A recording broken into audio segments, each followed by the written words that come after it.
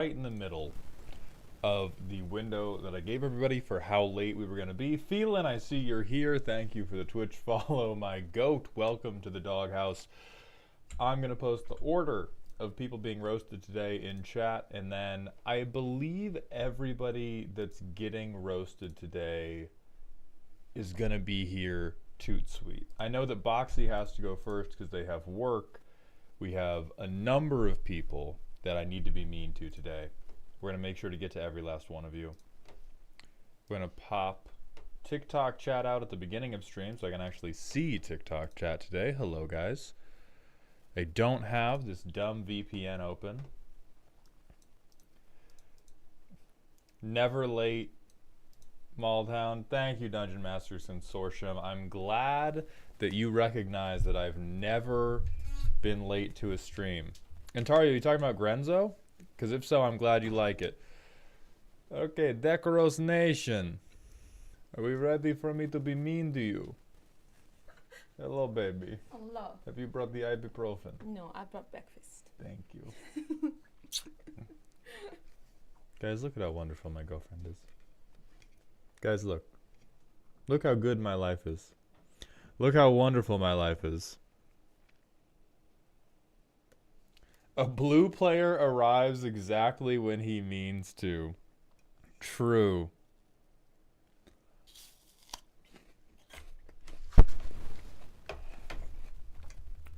Alright. So while I enjoy my appy slices... What's up, John Morrison? What's up, prisoner? While I enjoy my appy slices, I'm going to grab the order for today. Everybody be so for real. Even inside this order, Boxy's first. I'm just grabbing this in like the random order, but Boxy is first. Yo, Maul, have you seen Zur's meddling? It's insane. I'm gonna give that a check. Pretty sure that's one of Teferi's voice lines on Arena. Are you sure it's called Zur's meddling? Or maybe there's no way they do it no apostrophe. Thank you, Scryfall. Thank you.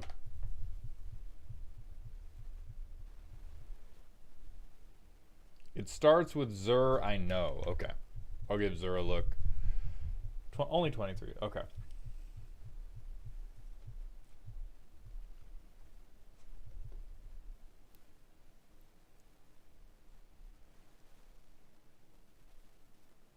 Oh, Zur's weirding, maybe? Yeah. Players play with their hands revealed. If somebody would draw a card, they reveal it. Then any other player can pay 2 life to say, no, actually. No, actually, you mill that card. Which is, I love this card. I think more tables... I think an adult table could run this card. Too many other tables, this dissolves into just everybody takes out a bag of hammers and kills you.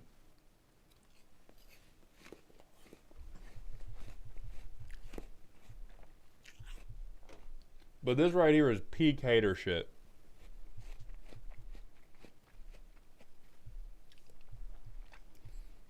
Aerostime, I think that's why you need a mature table. Like, I think the tables that cannot play with Zur's weirding are the ones that don't know enough about the game to know whether a card is worth milling or not. I think there's probably a little bit of a roller coaster effect that happens with this card where really bad players pay a bunch of life and mill everything because they never want you to have cards. And then at least the game ends really quickly because everybody pays their life down to like 0 instantly and everything's hot. And then once people start to know like a little bit, they probably let you draw unless it's a really good card.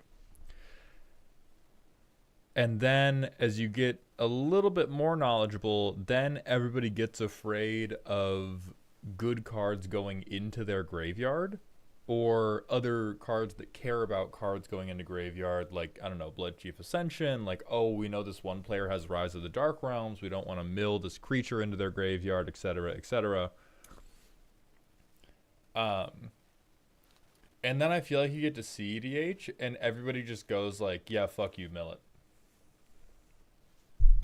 That's my read. I think there's a couple, unless there's a, for everybody but the Grixis player, or the red player, since they're going to have access to Breach. But I feel like everybody else, as soon as you get to CEDH, they make this decision the fastest, and their decision is always, fuck you, mill it. Eat shit, I pay 2. You would have them fighting over who got to pay the 2 life to make somebody mill. What's up, Archon? What's up, Lelo?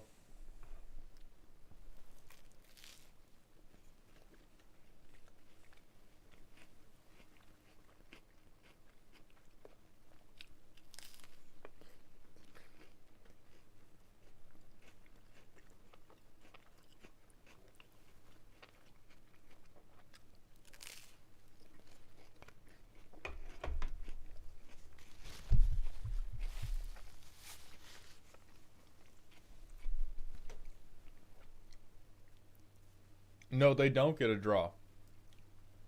That's the thing, Doodles. They don't get, you don't get any card, period. If anybody pays the 2 life, you mill once, like in your draw step. If they pay the 2 life, you mill once for turn, and then you fucking watch everybody else play. Ishkan, I'm eating some bruschetta that my girlfriend has made me. Budget Coach, I was going to message you after the stream. We're going to be scheduling and doing the rest of the month's roast after this stream. We have the first 6 people going today that's from the Patreon section. But don't feel lonely. Nobody's gotten scheduling information. That's kind of how I do. I'm very poorly put together, and I spend much more time thinking of dumb one-liners than I do handling logistics. So, you're good. We're definitely going to get you. I am simply wildly disorganized.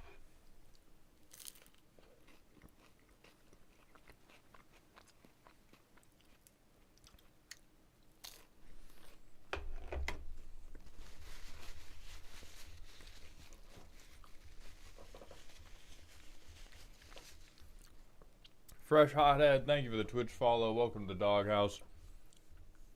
What's my arm tattoo? It is the basic bitch white boy. Hey, look, guys. There's a rose on my arm. Hey, look, guys. Isn't that interesting?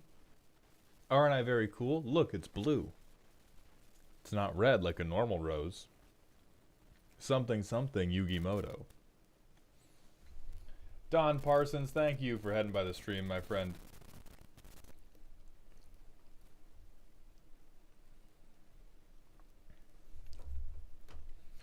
Okay, so I know I saw Relic. I know I saw Lelo. I know I saw Felen. I am not confident that I've seen Jesh, Atom Bomb, or Boxy. So Jesh, Atom Bomb, Boxy, if you all are here, please sound off in the chat. Boxy is here. Great. So I'm going to finish this piece of bruschetta, and then we're going to get into your roast, Boxy.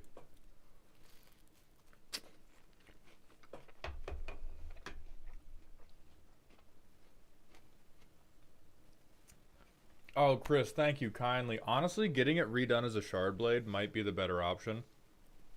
Josh is here. Atom Bomb, thank you for gifting 5 tier 1 subs. What a way to announce your presence. Welcome to Dog Heaven, my friend. I appreciate that generosity to the community. So we have everybody here. That means we're going to the PowerPoint slide. You guys look at the rules while I eat this bruschetta and turn on the background music. You all tell me if this is too loud or too distracting, but it should be very faint, and it should be covered by the horrifying ASMR of me eating this crunchy bread.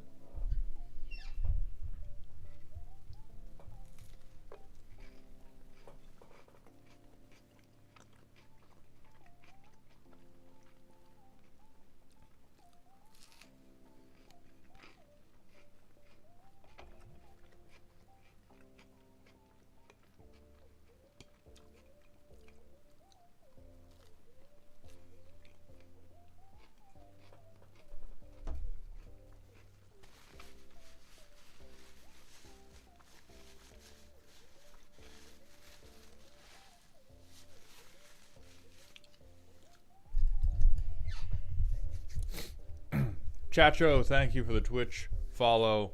Welcome to the doghouse, my friend. All right.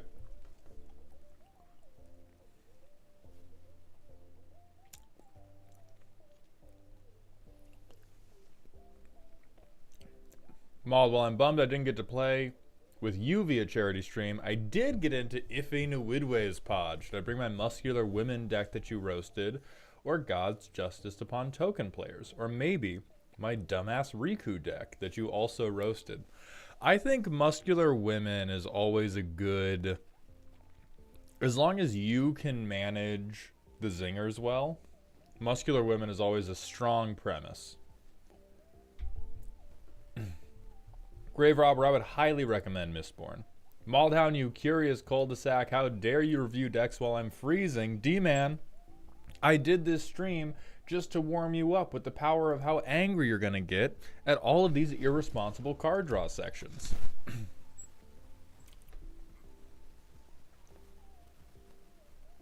All right.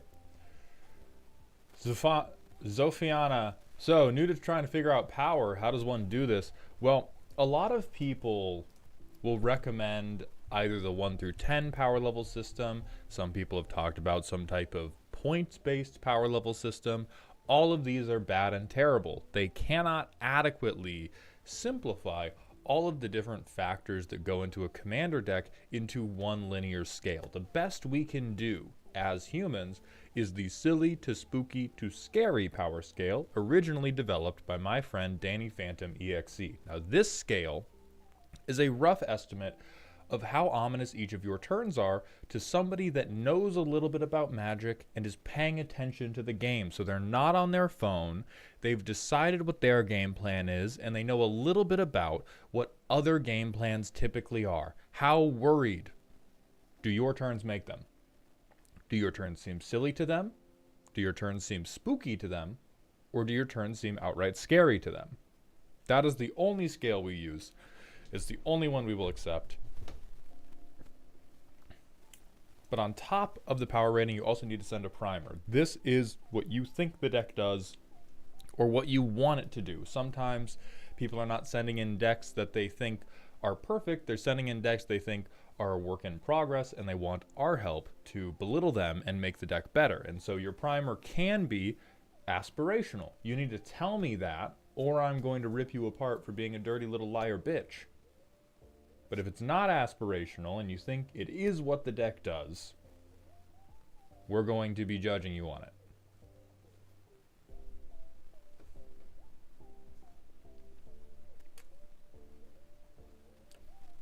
But since we have everybody here, we're going to open. Toby, I swear to God. Toby, I know you can see it. Toby, I know you can see this shit, brother. I know you're being silly. I'll get you. Wrong camera. This is the Twitch camera. This is the TikTok camera. I'll get you, Toby.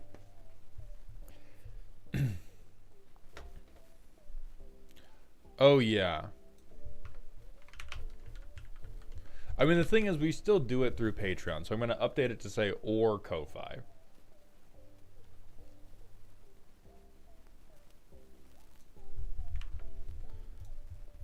G-Focine, no it doesn't. I fixed the typo. Festival Bagel, thank you, my friend. I love you too, random citizen. We are also live on YouTube and Twitch. Twitch being the premier platform to support me on by watching me live, as dumb as that sounds. If you are not in a position to switch platform, no worries. I appreciate having you here to begin with. But due to Twitch terms of service, they are the chat that gets to be shown on screen, and they are also the chat that generally gets the most attention. Glotton, thank you for the Twitch follow. Welcome to the doghouse, my friend. To it is it gimmick. True, that is a typo. There we go. What deck was submitted with 30 or less cards? So Rule C, I'll elaborate on that a little bit.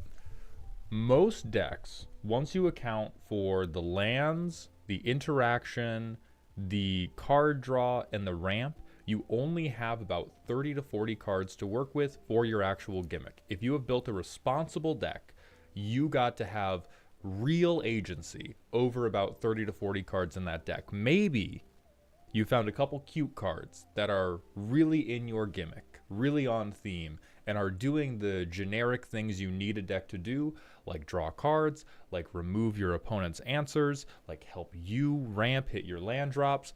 But for the most part, you're going to end up between 30 and 40 lands. You're going to end up with 20 to 30 other cards on top of that that do generic things like the stuff we talked about. And then you have 30 cards left. 30 cards left that are truly just driving your deck's game plan totally forward. And as much as we can, we want those 30 cards to be fully committed to whatever your bit is and not things like Rhystic Study. Some people have sent in decks previously where their card draw section is one card, it's Rhystic Study, and the deck is terrible if you don't draw Rhystic Study, or it looks like the best, most unbeatable deck in the entire world if you draw Rhystic Study. These are the types of decks we want to avoid. We want decks that can have generic value pieces, like if you have a black deck. Wow, I thought I was going to spell that right first try. If you have a black deck, I'm not going to tell you it's ridiculous to play Withering Torment just because your entire deck is not themed around destroying creatures or enchantments. This is the thing you probably need to stay relevant. The thing you probably need to stay relevant in a Commander game. I'm not going to tell you that you can only play Deadly Dispute if you have a bunch of sacrifice synergies. Now, if you're in black, you probably have a bunch of sacrifice synergies anyway, but I'm trying not to be biased right now. You're going to need some of these more generic cards. What I want to avoid is the entire deck and the ways you want to win and really press your advantage. Big Green, you sound crazy. There's never static on the stream mic. I don't have to unplug and replug it multiple times a stream. And honestly, if you say that again, I'm probably going to call a medical health professional to check you out. I'm not even going to thank you. I'm not even going to thank you for telling me. It's not a thing that chat has to let me know about every single stream. You do sound crazy. I want to be most clear about that. You do sound crazy. So that's what Rule C means, is that your proactive game plan, and really like 30 is low. 30 is on the low end to be clickbaity, but it's you have 30 to 40 cards with which to execute your proactive game plan. Unless, if you have more cards to work with than this, if you have more cards to work with than this for your primary gimmick, the two consequences of this is your primary gimmick is going to become diluted and your deck is probably very fragile. If you say, oh, well, I have 30 to 40 lands and everything else in the deck is 100% committed to huffing Galaxy Gas, which is the name of my deck, sponsored by Galaxy Gas, I can guarantee that those 60 cards are not of equivalent quality. So if you draw them in the wrong order, your deck is going to have a wildly variable power level, which we want a little bit of variability. That's the spice of life, especially in Commander. And I can guarantee that there is one archetype of card that blows you out completely. Whether it's like board wipes, whether it's counter spells, whether it is the targeted removal of your commander, there is some specific type of counterplay who just takes your card keys, sits you down, and tells you to get your life in order, and you hang out there for the rest of the night. Yeah, Tab, that's really what I'm talking about, is 40 lands, 40 themed cards, 20 utility, and the theme and utility go from, it can be like either 30-30 or 40-20, but you want 30 to 40 theme cards, 20 to 30 utility cards, 40-ish lands.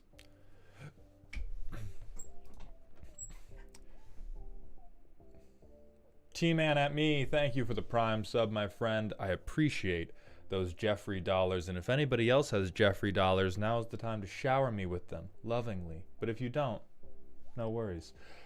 We also have a number of follows that I've missed. Hog Rider, Shades, Corners, Candlewind, Autumn Breeze, __. Well, Liquid Bogan, Distant Plays, and T-Man at Me. Thank you all for the Twitch follows. Welcome to the doghouse, my friend. But what if the point is balls to the wall? If I die, I die. That's totally acceptable. You just have to understand that as a player. The only time having a fragile deck is bad is when the pilot does not think it's fragile and plays like it isn't fragile. Tables often benefit from having a mix of archetypes or a mix of play styles that are sitting down at them. If everybody just plays responsible cop deck, those games don't often, you don't cook too hard. Those games aren't often too silly. You want at least one person who's willing to crash out. You want at least one responsible adult. And then after that, vibes are the most important thing. So if your deck is fragile, that's not the end of the world. I am going to make fun of you for it. I want to be clear about that. But I'm going to make fun of you for everything. There is no chance you will make it out of here unscathed. So if you know your deck is fragile, and when you pilot it, you take that fragility into account, yeah, you can still have a totally reasonable commander deck. Me when I sit atop my tower cackling like a supervillain as I dance with calamity before hitting the table with meteors.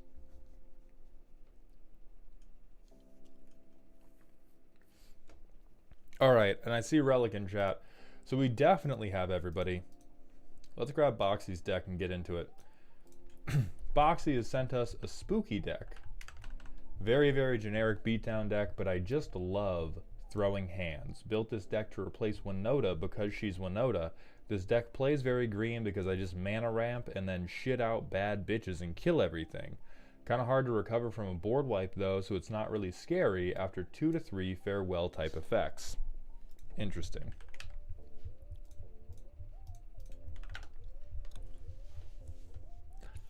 Basic Boros bad bitch beatdown. Willowa, but I also punch you in the face twice. $1,200. Hey, look, 40 lands. There we go. 40 lands, 30 creatures. There's the gimmick cards. All of these better be utility. All 18 of these artifacts, I'm sure none of them are Helm of the Host. None of them are Blackblade Reforged. None of them are dumbass, aspirational Voltron pieces that are never going to resolve or stick to a creature for more than a round. All of these artifacts are utility.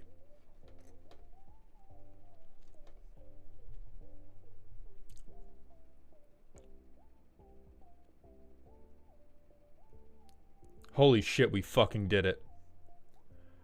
We fucking did it. It's all ramp. That counts. That counts. Holy fuck. I'm gonna need to get like party streamers. Bruh, shut up. What are you? Why'd you even tell me? Why'd you even tell me to turn on tags? Shut up. You may discard a card if you do draw a card. What is your win con? Decking yourself? Slowly? I was...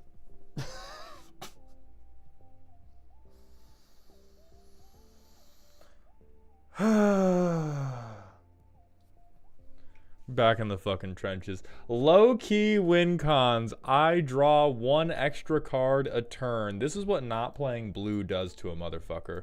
This is what not playing blue does to somebody. They see an extra card every upkeep and they're like, holy shit, I'm gonna win this game. I'm gonna win this fucking... I'm the best! I swear, man. River Saint, thank you for the Twitch follow. Welcome to the doghouse, my friend. Paid for by OnlyFans. Ah, it's a good tag. Ah, it's a good...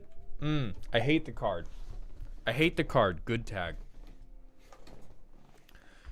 My question is, with 40 lands and 14 pieces of ramp, how do you have...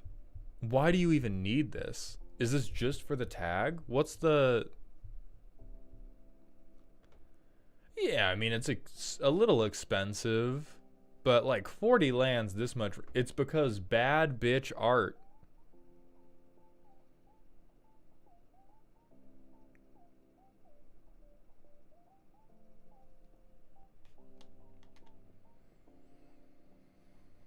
There are 2 wolves inside me right now. Okay, chat? There's 2 wolves inside me. One wolf knows he's right. The other wolf hates Smothering Tithe so fucking much. But god damn it, he's right.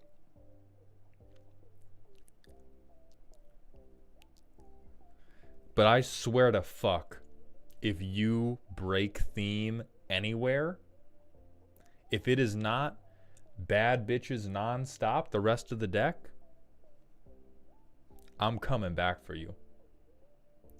I'm coming back for you.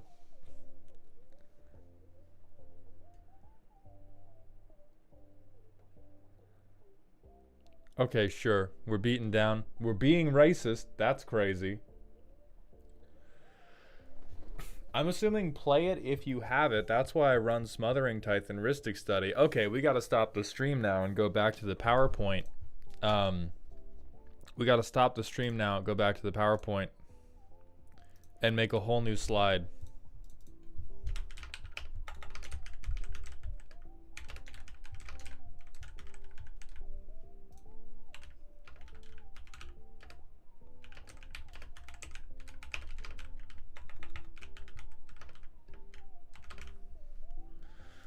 So that's going to be number 1. It's playing a card because you have it. And then this is my least favorite phenomenon in the entire world, in no small part because it is often twisted into an argument to delegitimize proxying. I realize that's not directly what you are saying, so I'm not attacking you when I say that, but it is a common thought process I see twisted into, oh, well, you shouldn't proxy things, you should just play the stuff you own. The worst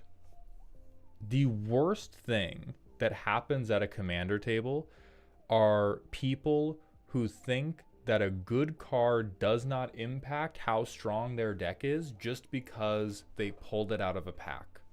The number of people...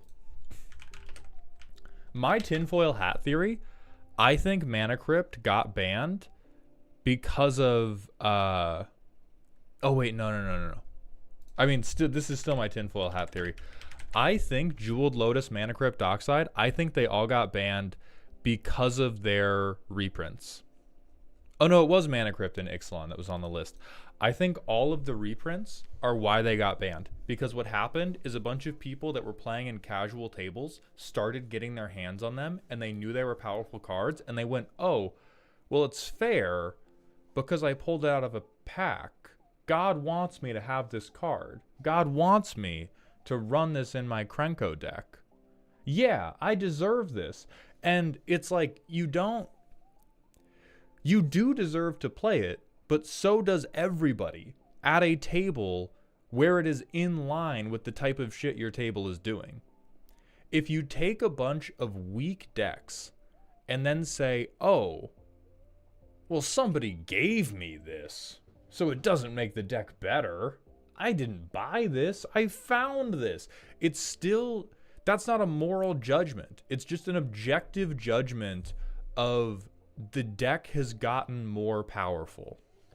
And people do a terrible, terrible job of accounting for how the power level of their deck has changed when they slot in individual cards like that. Full stop. Full stop. People do a really bad job of reevaluating how much better their deck is off the basis of cards like that.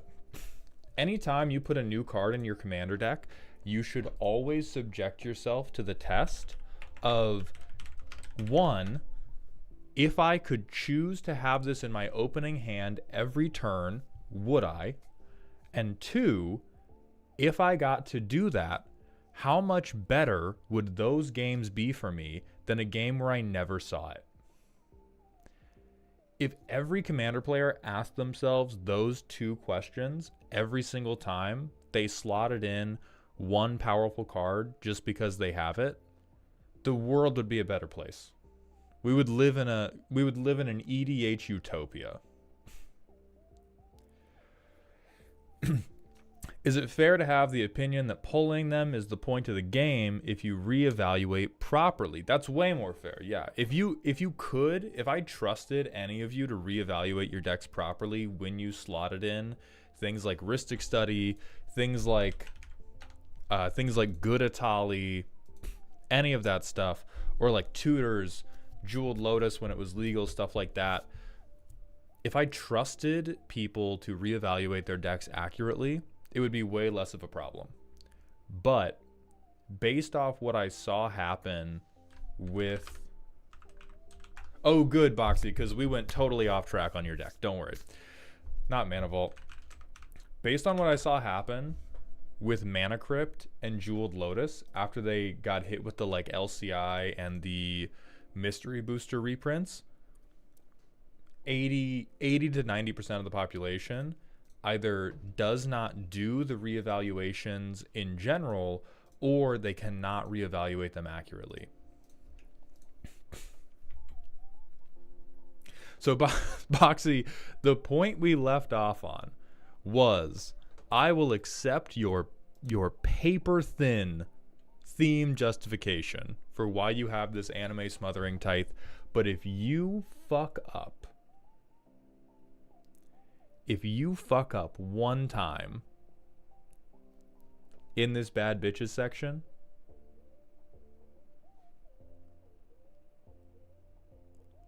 I will get you. Zilla, that's the point of the test. That's the point of the test. That's why there's 2 questions to the test. Because it's if every deck passed the Rhystic Study bad in starting hand, then Rhystic Study would be a bad card. Right, so the point is, if Rhystic Study is one of the best 7 cards to have in your opening hand, then you have to go to question 2, which is how different is your deck when it gets a Rhystic Study versus doesn't get a Rhystic Study. Because if you look at CEDH decks, every CEDH player until the end of time would prefer to start with Rhystic Study versus not start with Rhystic Study. And yet, in spite of that, their decks manage to win even in games where Rhystic Study is not in their opening hand. It is not a single differentiator that can dictate whether or not they will win the game, even though it has a very high impact, because it is a good card. That's why it's a 2-question test, and not just, hey, is this card good enough that you would love to start with it? Because a ton of cards are like that. It's a question of how much is it pulling your deck away from the median performance. Is there a way to see where we are in the queue? Shades, these streams are pre-scheduled, so if you did not get an email or a Discord DM telling you that you were being roasted today, you're not going today.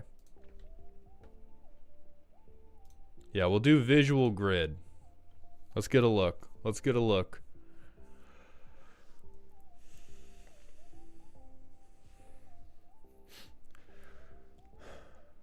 You crazy son of a bitch.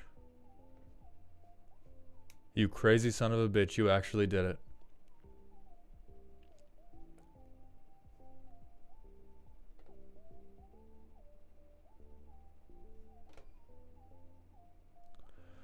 Okay, high key win cons.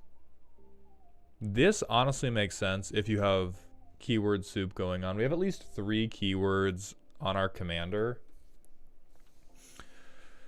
We're gonna make a ton of tokens. This being a high key win con, I'm like, for those of you that haven't been exposed to Boxy's playgroup before, Boxy is the lone beatdown believer in a playgroup full of combo players. And so the fact that Adeline Resplendent Cathar just wins you the game because none of them have answers for what about a second 1/1, dumbass, it's both satisfying and enraging to me. Yeah, this is fine. This is fine. This passes forever. This is one of the generic cards I will always pass on in every deck. So like, hot tip, if you ever want me to okay a combo, if you can find a way to make the combo involve the Immortal Sun or any way to turn off Planeswalker abilities, I will rubber stamp that shit. I will rubber stamp that shit instantly. I think these monuments are really good. I think these rocks are pretty good.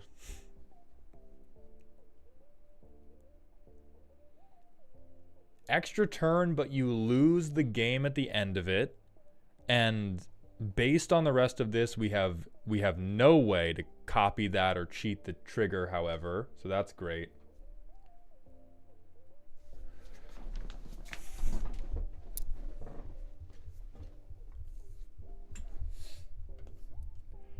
I think if you, Zilla, if you don't think that Rhystic Study changes the play pattern of decks, we cannot have a genuine conversation about this. Being roughly, like, I want to get loud and do like content screaming about it. Like 500 plus decks deep into playtesting, if you don't think resolving an early Rhystic Study versus not has an overwhelming impact on the overall play pattern of a deck, we legitimately, there is no conversation to be had.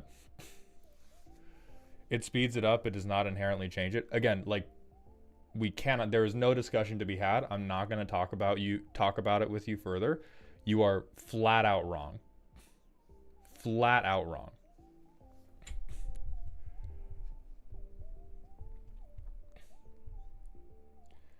This card, we're going to go back to this card being insane.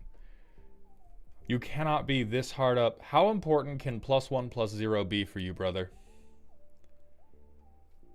It can't be the draw card because we still have, we have far from exhausted our metrics of drawing cards that we need to be on Defiant Strike. Boxy, you need to tell me what this is doing for you. Yeah, we haven't even... Defiant Strike is so good, I won't hear the slander. DMC, did you come here straight from a pre-release? Did you come here straight from a goddamn pre-release? You're telling me Defiant Strike is so good? I was originally using the pretty Strixhaven Japanese art, but realized it's not a woman in the art, so I switched it. Okay. Okay, so you were making it a bad bitch. Okay.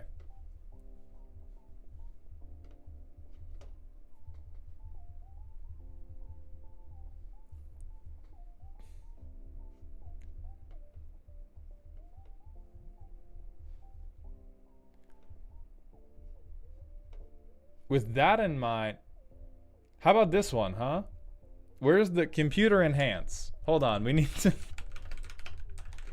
This card in particular is gonna pass just because I like it. Me when I'm biased, and I am using favoritism.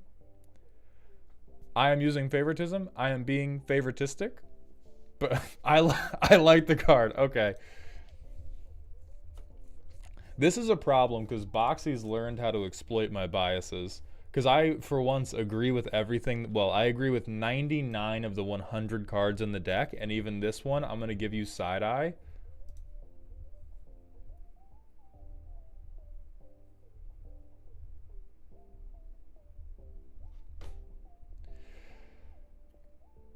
Okay, that's again... This is, like, if you don't think driving your turn without any repercussion or forethoughts for your opponents is not driving your turn in a different way than when you do it with thoughts for the repercussions or the potential of gassing out, like, we're talking about semantic differences that are both pointless to the actual discussion and we're never going to agree on.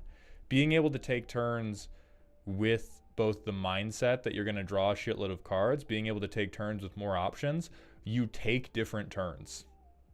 I've played these decks with and without Rhystic Study over and over and over. I've played a number of different decks with and without. Just because the win con itself does not change does not mean everything about the way to the win con did not change. And that's what I'm talking about.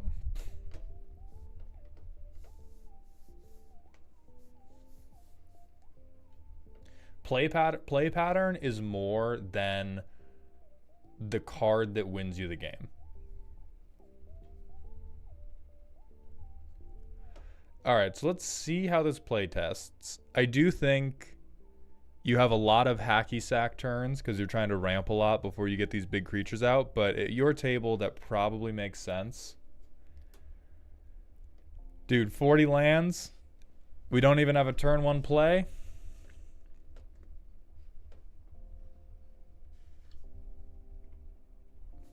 I believe in you. It's on top. Hold on. God loves us. That's what I'm fucking talking about.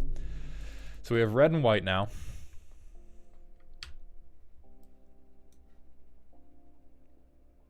Brother. What the fuck? Hey, it's on theme. It's on theme. We are gonna discard her though, because she's so bad. Okay, we have 8 cards in hand. We do have War Leader's Call, which is an excellent tactical decision.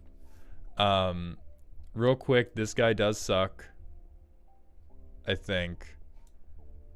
How much mana can we... Nah, fuck it. We're gonna hold on to the Student of Warfare. We're gonna believe. So turn 3. Oh my god, and we got Descent into Avernus. Somebody up there is looking out for you, bro. So we Clue Stone, use the Clue Stone to get a body down.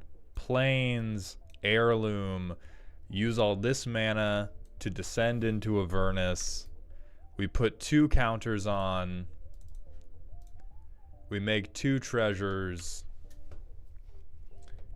Do we just have this shit now? I think we just have this shit now.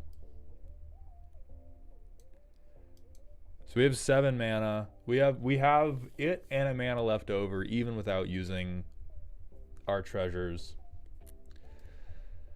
So I think we do that. Realistically, if we were being so for real, we resolved Smothering Tithe 18 years ago.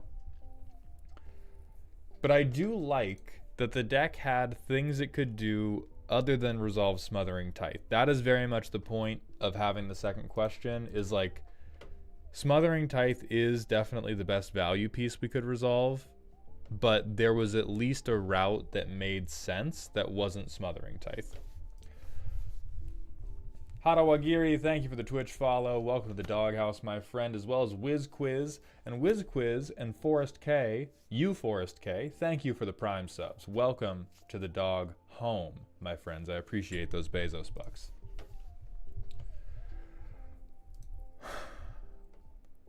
So now we can pop.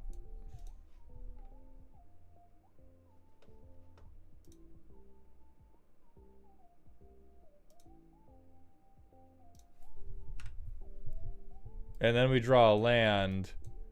And now I think we see the dark side of the deck. Maybe.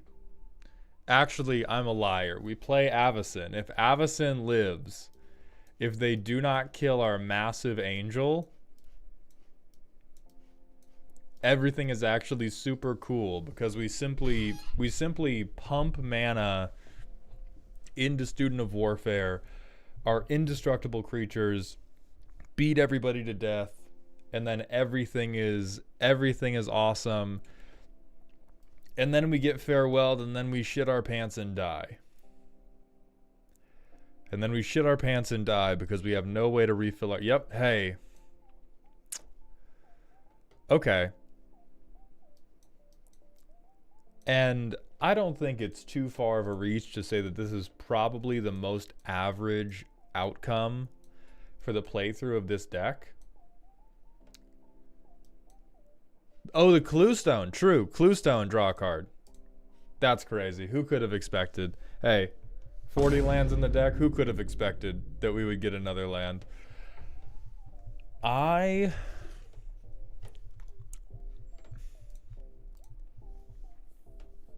Where was she? I, without any degree of exaggeration or jokestering, think we need more cards like Charming Scoundrel. I think it would benefit us to have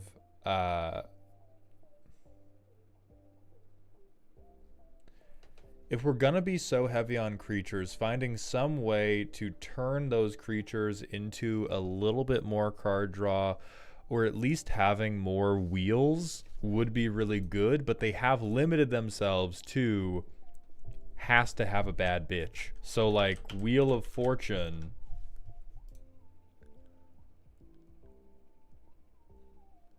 How you feel about gilfs, Boxy? Talk to me. Talk to me about the grannies, Boxy. We need to have a summit. We need to have a summit on the grannies. I could be convinced if she's in foil.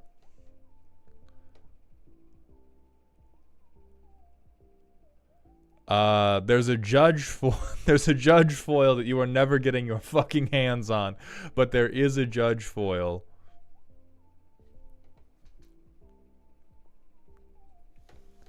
Art Woman, ID Boros, O-Tag, draw.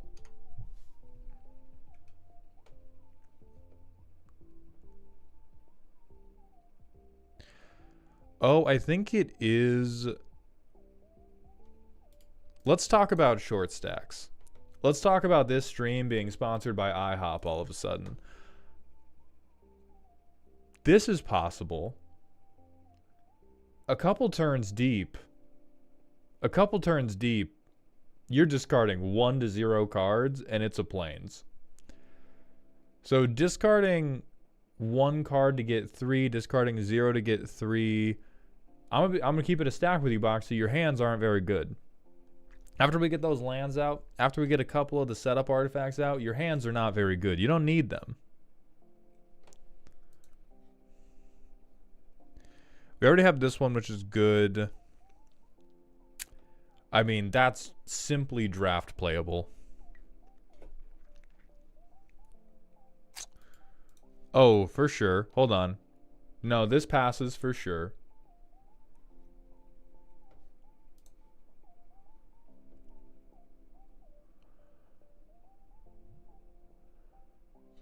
I don't think this one works for us because we're not doing targeted spells very much. Oh, for sure. Hold on. We may be cooking. I think we're cooking now.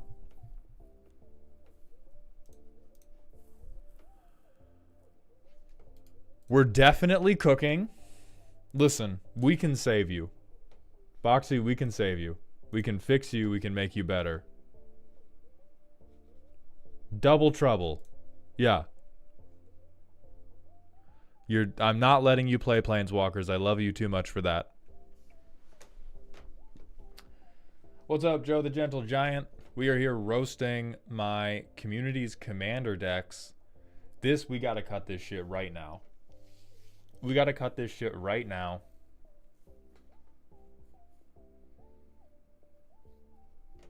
I don't think the ETB is enough since we're actually getting some, like, good options.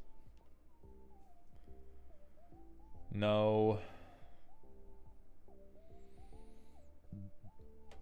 We don't want to take this. We might, but I don't think it's high up there. Metaskipper, you're not appreciating that everything in the deck has to have a bad bitch on it. And the thing is, this deck's actually functional. It's not one of those, haha, my deck has a bad bitch on it, but it's just nonstop Twitter bookmarks. This deck actually functions, and we are trying to give good suggestions while not ruining the hard work that Boxy's already done.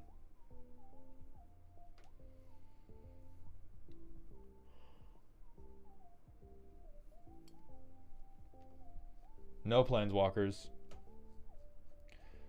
Lauren is okay.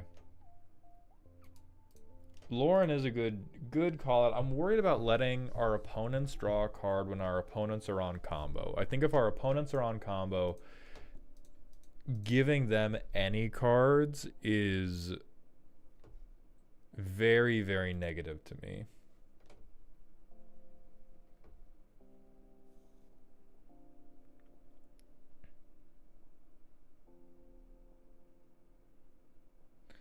We just draw better than them. White bread, we're drawing mountains. We have 40 lands in the deck.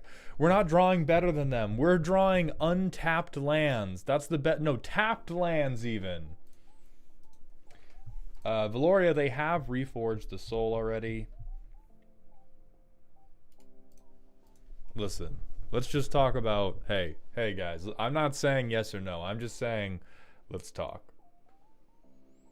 I'm just talking about things to discuss.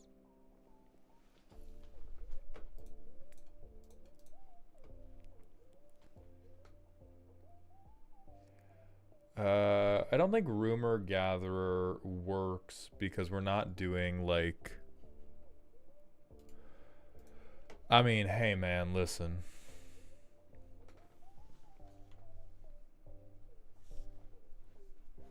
What the fuck am I about to say? What the fuck am I about to say, Boxy? Eh? We're sending you outside, Richter. We're sending you right the fuck outside. Mauled, what is the general vibe on Oblation as far as white card draw is concerned?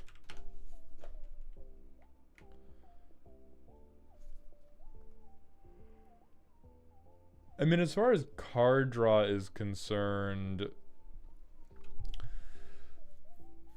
since, like, as far as card draw with white symbols on it goes, for sure. In most mono white decks, your card draw you're gonna handle with, like, artifacts.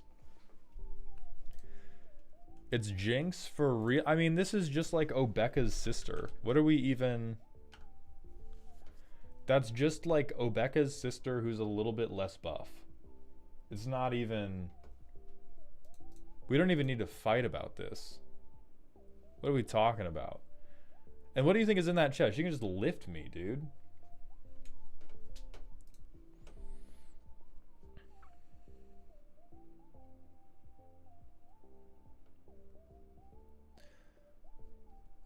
But overwhelmingly, this deck can suffer from a population crisis. I think taking a little bit from the ramp section, whether you're taking it from these artifacts or whether you're cutting it below 40 goddamn lands, would be really good to get you a little bit more card draw. Now there's things like big score isn't really draw. This is just card selection because you use up big score and you get rid of another card to draw two. So this isn't even getting you more cards, which is really what we need. Things like Amber can break parity. Burning Tree Vandal is another, like, we're getting card selection, but we're not getting card advantage. Lauren will give us card advantage, but again, since you're playing into combo, a little bit dangerous. Raconix, thank you for the Twitch follow. Welcome to the dog home, my friend. And Seize the Spoil's kind of the same, where we're just selecting what cards we actually want, and we're not actually drawing more. Does this deck have round 2?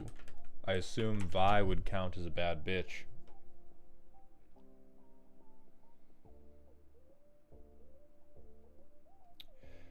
The thing is, I don't know if we actually want round 2 because we don't have any individual creatures that do good enough with one extra combat phase. The reason that our commander is doing so much to carry us with the extra combat phases is because we play a ton of other bad bitches who make everybody else stronger, and then our very wide board kills everybody. With untapped target creature, we don't actually have combat phase triggers. We don't have a lot of attack damage triggers. So I don't actually believe in... Even though Vi would 100% hit the theme of the deck, I don't think it necessarily qualifies.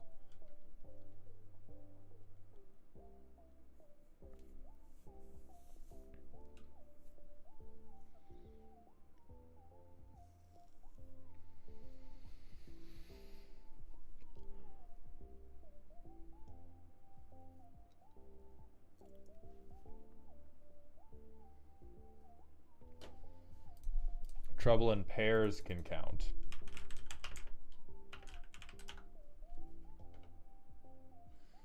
Oh, true. Right here, this can count.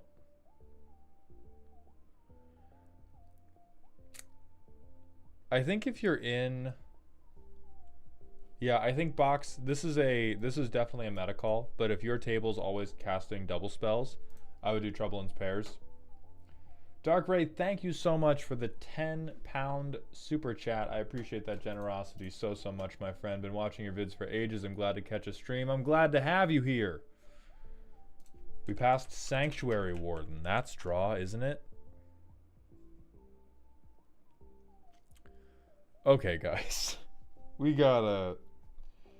So, here's an important concept. Here's a very important concept. This card does draw you cards. She does fit the theme of the deck. We typically don't want card draw for when times are going well. And for a 6-mana creature that is getting the chance to attack, things are going pretty well. Now, based on the general quality of card we're running, I think it fits right in. I think it fits right in, which Boxy should be absolutely devastating to your brain. Like, I think you could probably cut it over like Sky Marcher, Aspirant. Veloria, it can. The only thing that will disqualify a card from a commander deck in terms of color identity is an actual pip being a different color. It can reference other colors in text, but as long as there are no pips of a color that doesn't fit, you can put it in the commander deck.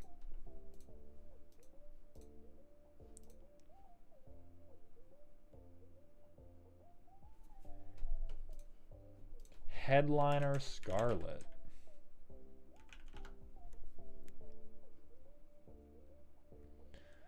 Oh, this would be great. Yes, Headliner Scarlet would be tremendous. Somebody else in chat that I've already missed said Lelia. This would also be tremendous. It may even also convince you to have a more reasonable mana curve after you lose a bunch of your best pieces to exile. Surely if the rest of the pot is combo, taking Monarch is just free, right? Probably. So if there's one particularly good Monarch card we could throw in, that would be worth it. Lion's Eye Diamond, thank you for the Twitch follow. Welcome to the doghouse. I like it. I think this is my favorite Bad Bitches Only deck that I've seen so far. It is the most functional... hey, this is just hot women deck that I've seen on one of these streams.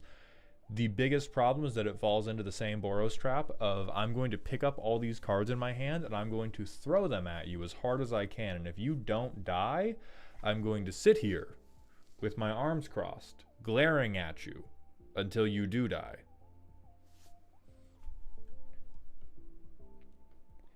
Yes, Dragon Master Outcast does appear feminine. Gold Serpent Ring, thank you for the Twitch follow, my friend. Welcome to the doghouse. Thank you for being here, Maltown. This year kicked off with me tackling an armed, publicly indecent individual, and your voice is a nice addition to the calm after the storm. Wolf, why were you fighting a Golgari player? I do hope, I wish you the best with recovering from that. That sounds very, very stressful. Wolf, I'm not hydrated, but I will hydrate myself currently.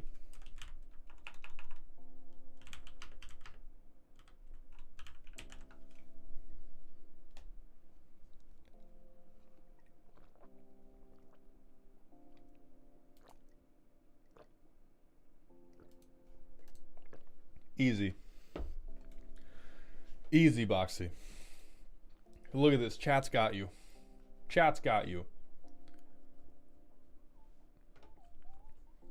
So that's what I would change, is the Boros game plan is chuck cards at you till you die, and you don't want to be limited to one a turn. But you're going to be limited to one a turn if we don't fix the card draw section a little bit. Ready or not, thank you for the Twitch follow. Welcome to the doghouse, my friend. Josh, haven't seen Aether Drift spoilers yet. Let's put our friend Boxy onto the personality matrix.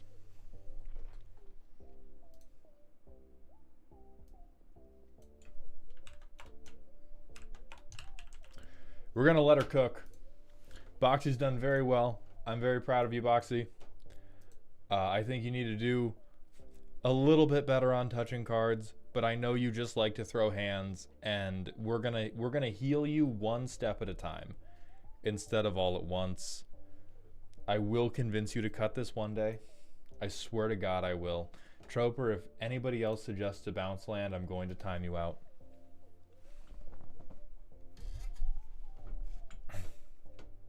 But the playtest looked very clean. It was just, we got a decent board, and if anybody touched that decent board, we never ever recovered. We crumbled mentally. It just broke us.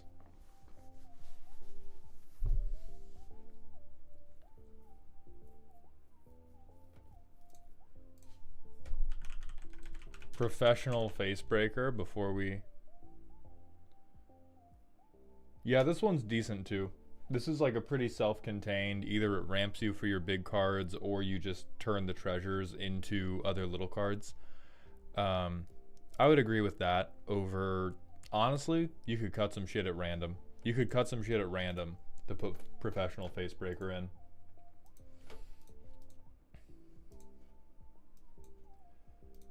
All right, we're gonna move on to the rest of the order as we submitted in chat originally. Next is gonna be Felen with their spooky deck. Their primer is punishment for improper threat assessment and or not enough removal.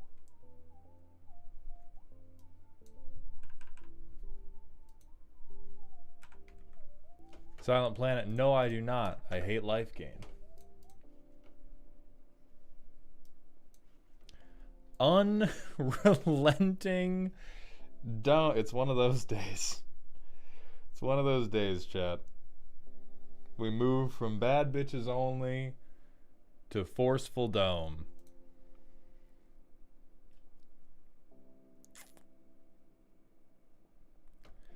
Okay, so we have Magus Lucia Kane, who is going to copy X spells, copy X abilities, and just generally, God,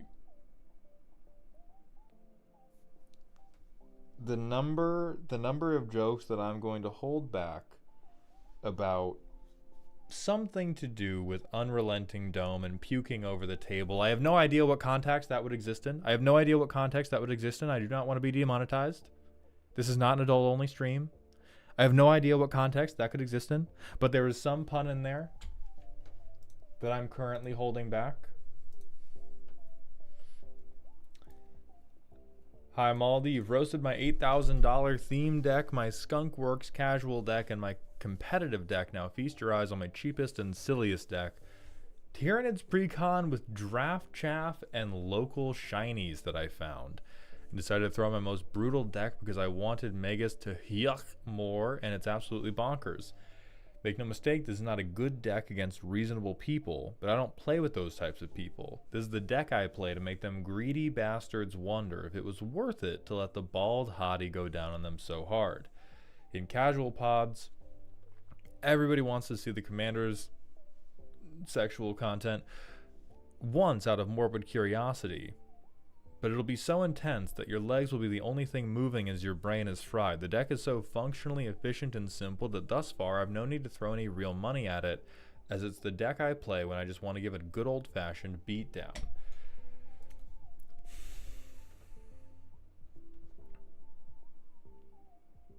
Okay, so we have either ramp. We actually have a little bit of removal. So responsible of you. I'm assuming that's from the precon. I'm assuming that's from the goddamn precon and not anything you did on your own.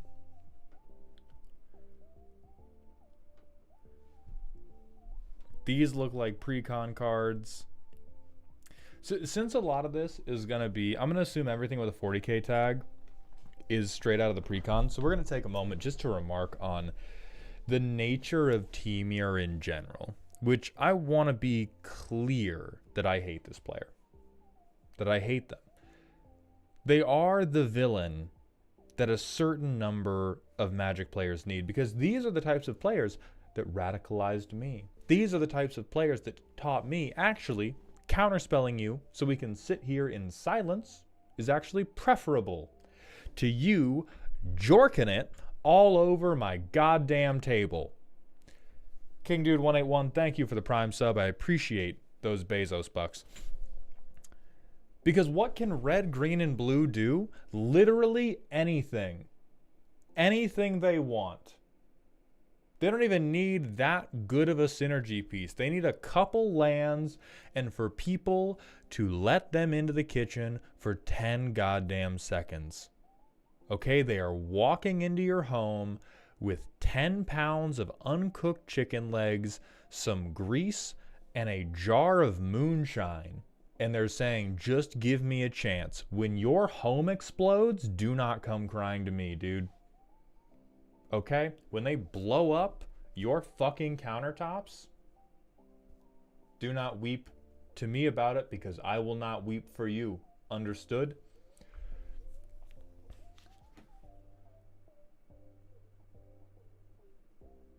Dat Motofoca Milk, thank you for the Twitch follow. Welcome to the doghouse. So we can draw basically whatever we want, land or non-land.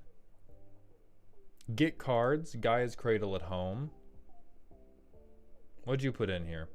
Roll a d20? Wow. Wow, so silly of you. So funny of you. I'm sure you'd never have a million mana. You'd never copy this spell for no goddamn reason. Oh wow, look at that, another X spell. So crazy.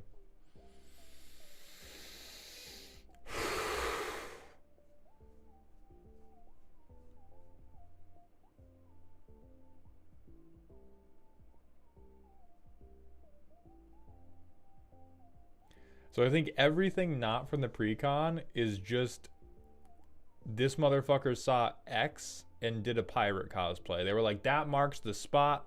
Yar, put the shit in. Oh, and one counterspell. One counterspell to pretend that you are responsible. 25 fucking pieces of overrun. 25 goddamn pieces. Okay. We've yet to see any overrun. We've yet to see a single piece of overrun. There is no trample. There is no unblockable. Okay, we have a flyer. We have one flyer. That's overrun. Robsan85 and Lord E. Richter, thank you for the Twitch follows. Welcome to the doghouse, my friend. All right, here's some trample. Okay, can't be blocked by little guys. Reasonable. Trample, gotcha. Okay. Yeet Skeeterson, thank you for the Twitch follow. Welcome to the doghouse, my friend. Alright, so we're putting 1/1 counters on goddamn everything. 11 pieces of removal. Which, honestly, okay, this is rude. This is soft behavior. I refuse to look at a deck where a quarter of it is dedicated to overrun and then let it pass when that same deck refuses to let anybody get their fucking get back. Are you serious right now?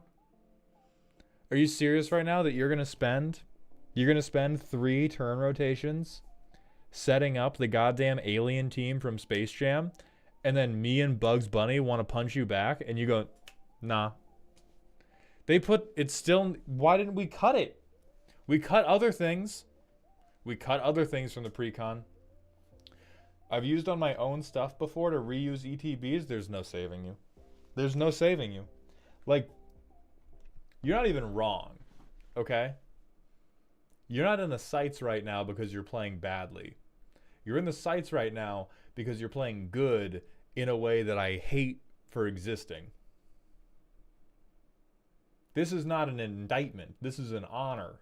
This is an honorific ball explosion. But I'm still going to bust them. Benjamin, the last 3 sentences were about Aetherize being in the precon.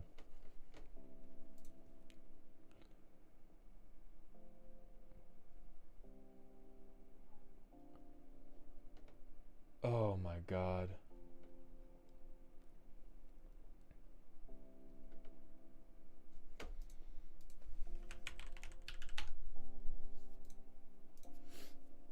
Reasonable card. That's all I can say. Reasonable fucking card, man.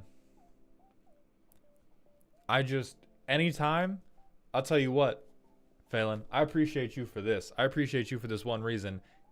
Anytime somebody tells me farewell bad for Commander, I'm going to hit them in the head with your deck. I'm going to keep a proxied version of your deck in a lead deck box. And anytime somebody tells me, oh, God, I hate playing against Farewell. Board wipes are so boring. I'm going to tell them, hold this, and I'm going to crack them in the ribcage with this fuck-ass Temur deck. And I'm going to say they gave this to children. I'm going to say Wizards of the Coast sold most of this deck to children and said it was okay. 1 land? Too fucking bad. You don't have it, by the way. Unlike the Boros deck, I'm getting on the Vine Boom right now. Hey, guess what? God doesn't love you. That's what I thought. Hey. Oh no. Oh no. Look at me. I'm actually very mad you can technically cast this to avoid discarding it. Yeah, you can very technically cast this as a 0/1 to not discard a hand size. Hey, guess what? You exist outside the light of heaven. No land.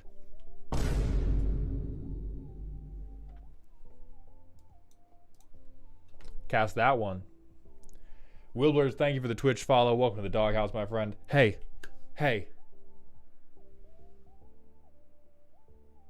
What do you think's coming? You think it's a land? You greedy son of a bitch.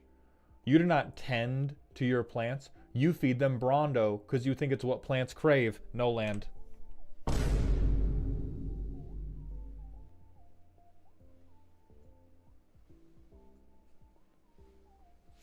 It's turn 4.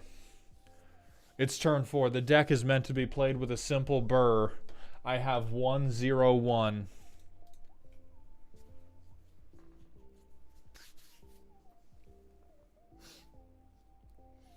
God, I know I don't technically believe in you. And I know that I ask you for many things in spite of that lack of belief. But if I ask you for one thing in my life, please, please do not let this Hydra deck get a land on turn 5 so that I can post this to YouTube and make $11 off of their pain and suffering. No land. Fuck!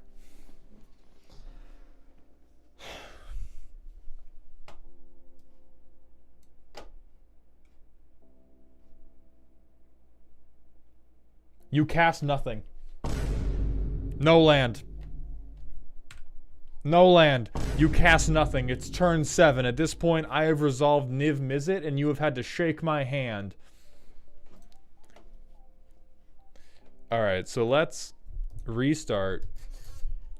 Okay, this time we have a very reasonable opening hand. This time, Moxfield was like, okay, we got the clip for YouTube.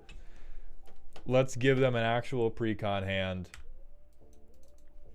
We get to scry 1. I mean, we already have... Actually, between Guardian Project and Abundance, as long as nobody kills us by turn 5, which nobody's going to do because it's a casual commander game, Guardian Project and Abundance will ruin everybody's life. I'll harden scales. I'll Farseek. Do we have a Triumph in here? That's insane. Oh no, it's a, I forgot, it's a precon, and Wizards hates anybody having a good land base in a precon. So we get one more forest.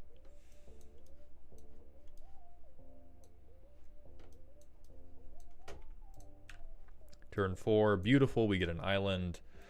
We're gonna Guardian Project this turn. We're gonna Cane, which draws us a card off Guardian Project. And now I think...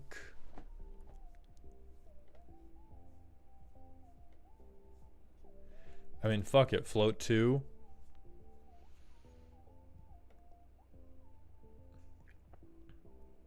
Float, tap everything, 6, 7, no, 6, 7, 8. So we're gonna copy this with X equals to 6. So it's gonna be 2 6/6s. And we're gonna draw 3 cards. We're gonna get 1 card from, oh wait, hold on. This is actually really funny. I think the Lucia Kane doubling might non-bow our Guardian Project. Because, yes I can, fuck you. I can do whatever I want. You think I can't? Call a judge. Call a judge right now. More importantly, I think Lucia Kane... So if this goes on the stack, we copy it. The token Turvagon enters. This doesn't trigger Guardian Project because it's a token creature. Non-token Turvagon enters also doesn't trigger Guardian Project because it has the same name as another creature we already control. Now we still draw 2 because it's Turvagon and X was more than 5 on Ravenous. Hold on, hold on.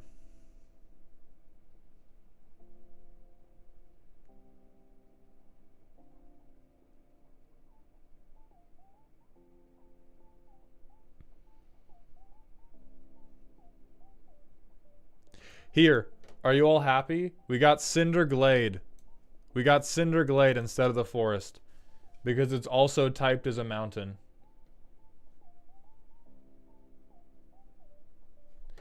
Benjamin, the first one can't draw us off Guardian Project because the first one is a token.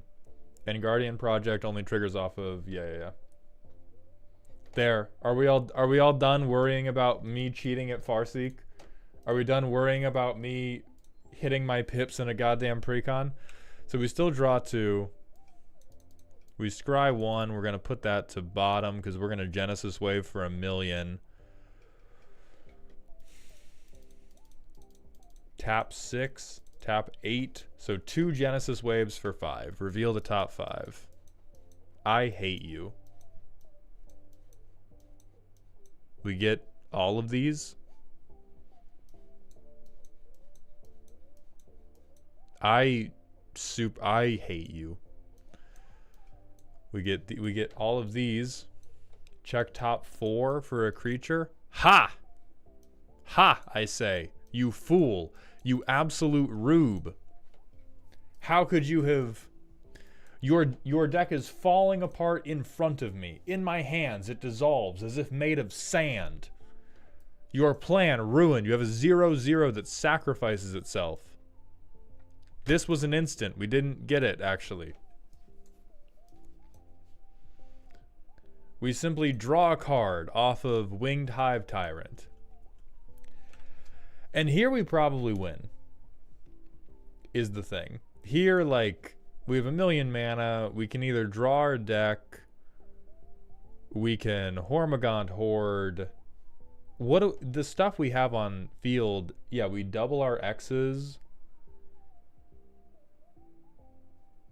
Can I have the deck list? I mean, the deck list is mostly the 40k Tyranids precon. There's a few changes, but overall, this is the greatest argument for why Finn the Fangbearer is a legitimate commander and why every zip code needs a Finn the Fangbearer player on call to come deal with people like this. How do you goldfish effectively when you don't have enemies to play versus? Do you sim interaction? We rarely we rarely simulate like full on, okay, probably somebody killed this creature. Sometimes I will take into account this board state looks really good. If anybody had interacted with us, we would probably be fucked, but we don't try to do it super deeply, and we generally assume that for between 3 to 5 turns nobody's doing anything to us. I would like in the average commander game, nobody really does anything to anybody until turn 3 to 5, unless somebody has like a crazy opener. If you have like the Soul Ring, Arcane Signet, play my commander turn 2 opener, people will act up. If you have a like low mana commander that is known for being foul, people will act up. But a lot of the time when I've played commander, it's like it's minimum like 3 turns of straight up hacky sack. People are ramping, people are trying to play like weak value engines, yada yada yada.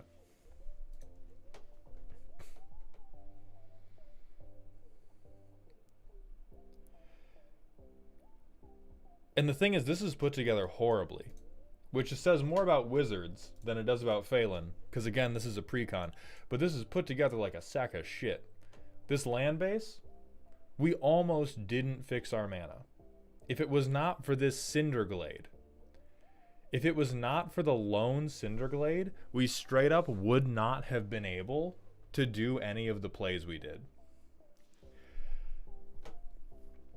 The protection is a joke.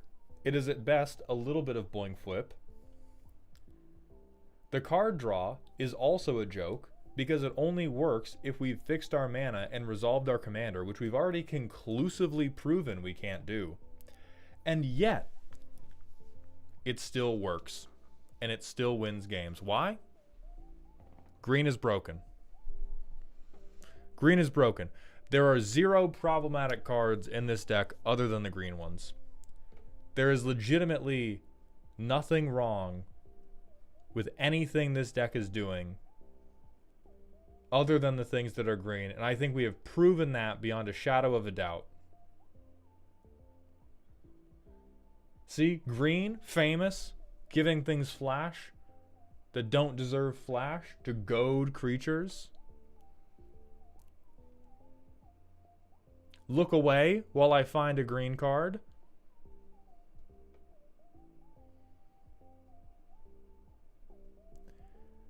What's funny is I thought there were going to be better blue cards. There really aren't. It really actually is green being a goddamn ridiculous color when you're allowed to have lands. We need to bring land hate back.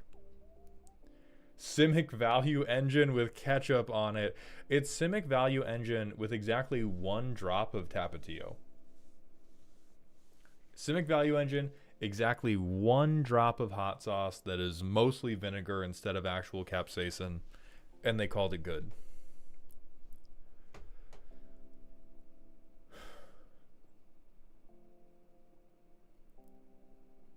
And I think the deepest soul read I could make is I know that deep in Phelan's heart, they are a blue player that has broken bad. And the reason I know that is because if we look at the things that they added, what was it? Card draw, card draw, card draw. They looked at this unholy creation and they said if I was going to make it in my own image, I would give myself 4 additional ways to draw a card, and I would put in a counterspell, and I would rush into hell with open arms. So Phelan, I'm gonna send you a therapist, and if you don't get better, I'm gonna send you a bad therapist. So I'm gonna give you a therapy reference, and if you don't improve, I'm sending you to BetterHelp. Okay? I'm gonna make that deal with you.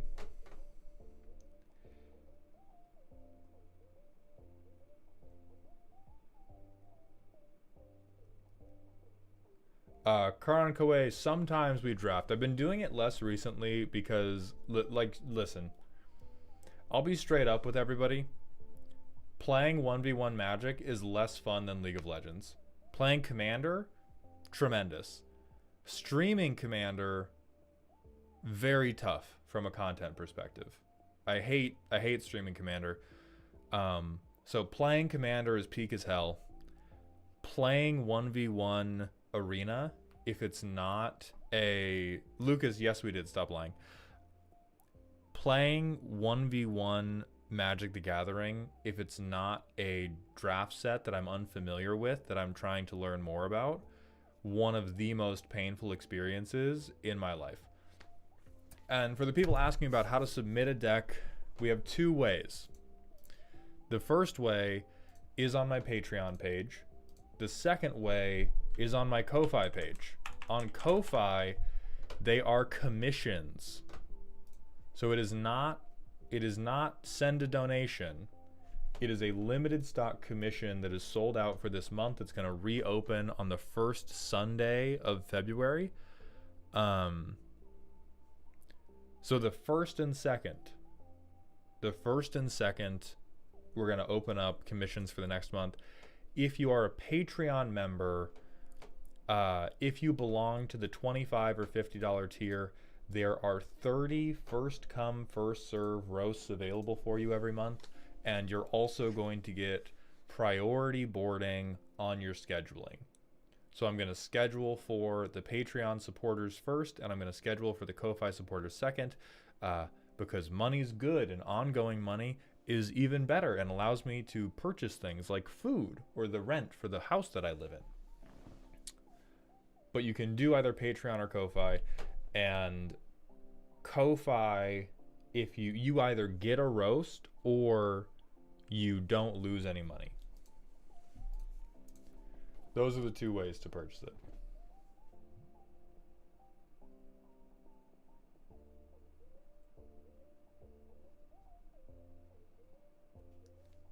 I will play Commander against 3 bots before I do 1v1 standard. Yeah, like the thing is I've done God damn. I think I've done 2 streams this month that were streaming 1v1 standard ranked in Magic the Gathering, and I ran out of steam. I think I've streamed like 60 games of ranked League of Legends, and I've never gotten half as tired as I get trying to play a best of 3 in Magic. It's just so frustrating and non-fulfilling. But regardless, let's put Felen onto the deck personality matrix. They are the op. And I think, unfortunately, they will take this as a point of pride. But they are the bad guy. They are the bad guy that every burgeoning blue player needs to play against to realize that actually they were in the right. They need to play that. They're every Azorius control player's archenemy.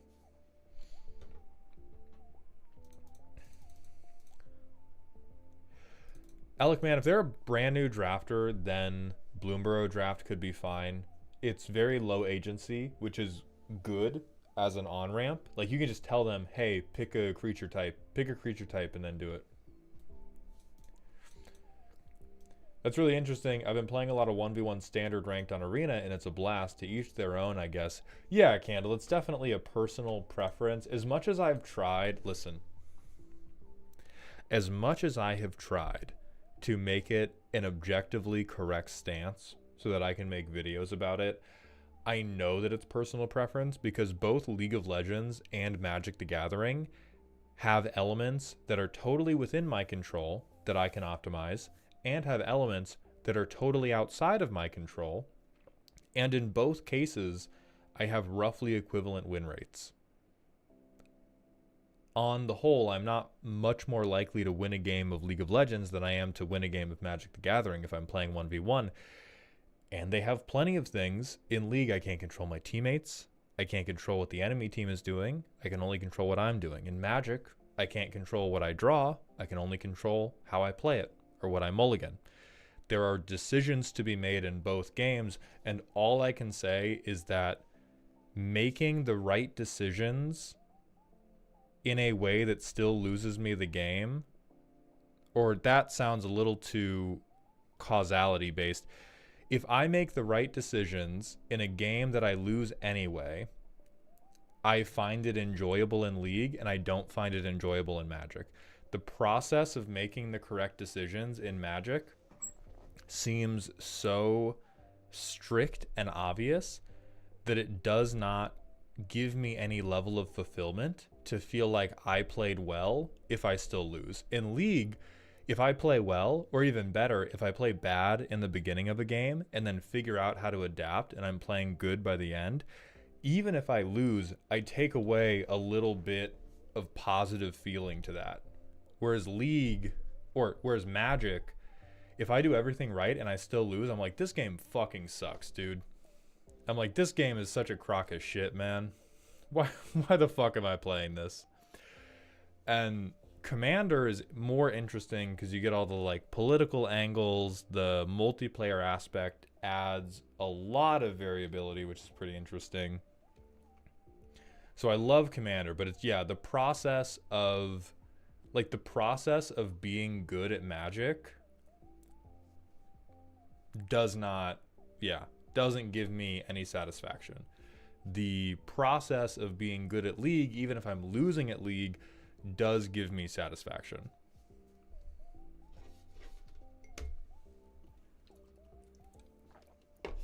I think the best allegory is like Magic the Gathering. Playing 1v1 Magic seriously is playing 1v1 Magic seriously as compared to League of Legends would be like if you loaded into a game of League of Legends and sometimes you pressed your ability button and it just didn't go off.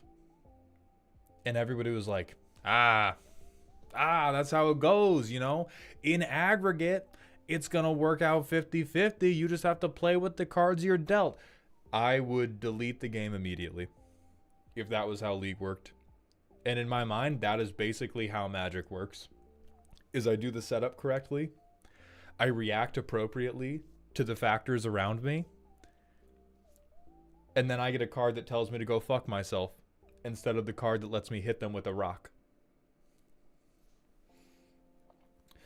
You were describing the shared experience gaming versus direct 1v1 competition. I think what I'm describing has similarities to that, Gilmain, but I don't think it totally does because like League is also to some degree shared experience gaming, but has a lot of 1v1 elements. Zavi0, thank you for the Twitch follow. Welcome to the Doghouse. Isn't that the nature of card games, though? Yes, and it is why I do not take any card games seriously. Even though I know that there is skill in them. Like poker players. Poker players, there is a strategy you can learn. There are definitive skills you can improve at and you can win more, and I could not give a single fuck about it. I could not give one single solitary fuck about being good at any of that shit because the process of doing it right is not satisfying to me at all. And that's probably why, like, we did the one Balatro stream. I have not played it since I last streamed it. I think I opened it once being like, oh, I'm going to play this while this other thing happens in the background. And I just like didn't even finish more than like 2 hands. Like it's just and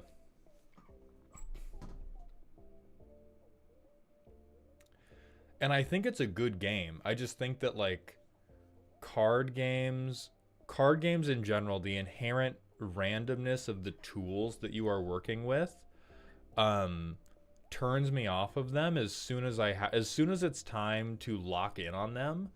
I get bored. Same thing happened with Inscription. I loved Chapter 1.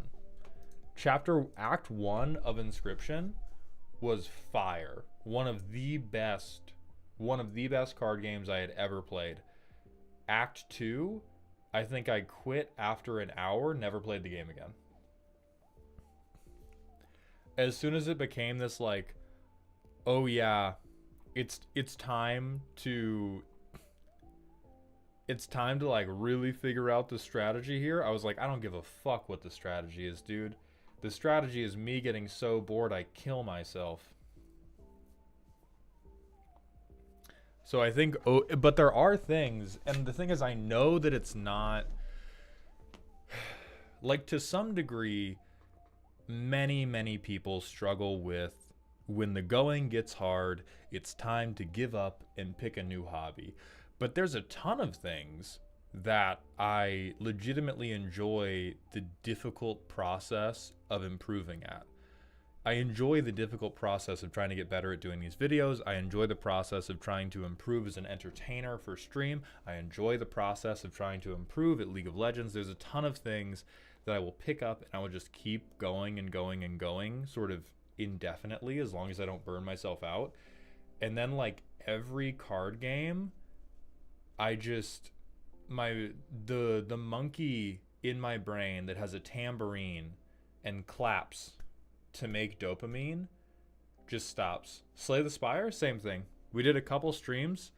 The last time I played Slay the Spire was like probably 3 or 4 days after the last time I streamed it. Never picked it up again.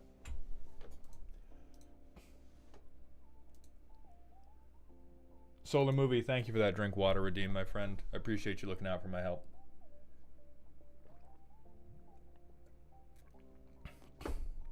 Like as soon as I will play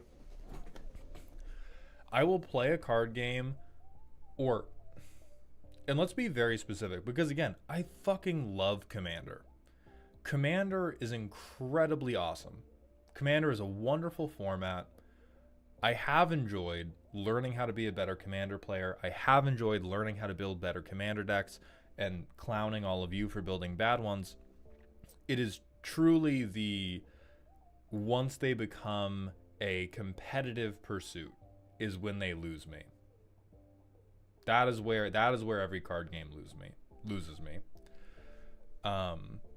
Like when they're still sandboxy, that's fine, but I think every card game has lost me at the moment that I understand how to improve at it. Not even if I've done it correctly. There's plenty, like I don't understand everything about Slay the Spire. I don't understand everything about Balatro. But as soon as my brain feels like it is cracked, this is the core competency of being better at this card game. My desire to pursue it competitively evacuates my body. It evacuates my body instantly, and I don't give a single shit about it after that. I think Commander engages with the randomness side, whereas 1v1 fights the random. That is true. Like in Commander, I enjoy the variance a lot. In 1v1, it just is like, it just feels like we're on train tracks to Sad Town. It feels like I'm on a bullet train to Depression City, aka Detroit. Dr. Future Past, thank you for the Twitch follow. Welcome to the doghouse, my friend. The moment I can break it or understand how to break it, I lose interest. That's very similar to my feeling, but it's not even like breaking it, because I don't even understand how to break most of these games. It's just like as soon as I understand the path I would have to walk to improve, I'm like, oh, go fuck yourself. Sounds like you want to keep finding new things to improve at rather than keep honing down on the same skill over and over. That's also not true. You guys want to know how autistic I am? Let's talk about it. Let's talk about it.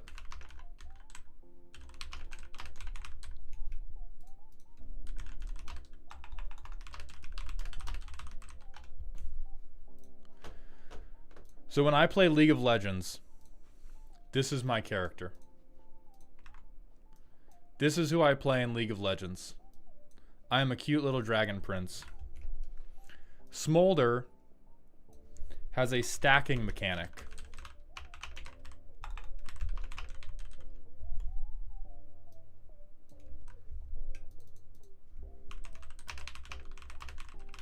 I have an ability.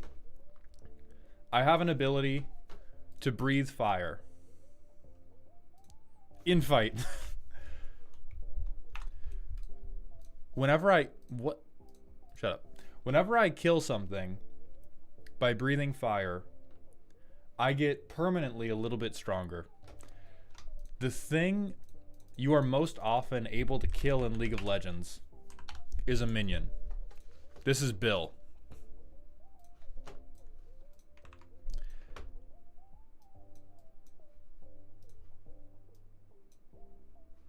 Hold on, that's not an arrow, that's just a line. Yeah.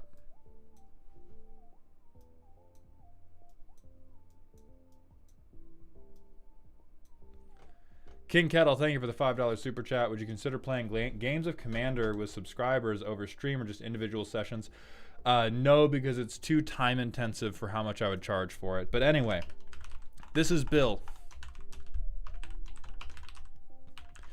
They are the most commonly available thing for me to use my fire breath on. I have access to 12 bills per minute when I play League of Legends. Now, an important note about Bill and my ability to kill him with fire breath. My fire breath, I cannot use whenever I want. There is a 3 to 6 second refractory period between when I can bust on Bill with my fire breath.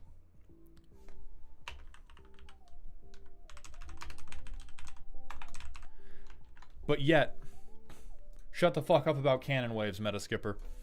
The people aren't ready for that. And yet, I have 12 bills a minute that I need to kill. My fire breath begins as a single target ability, but it becomes an AoE ability.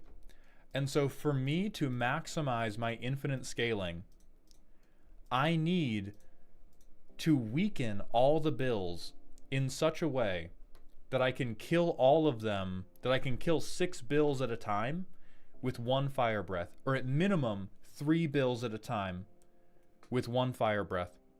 That is more difficult than it sounds, because I have to do it while I'm dodging my opponent, I have to do it while trying to damage my opponent, and I have to do it while my own bills are fighting them.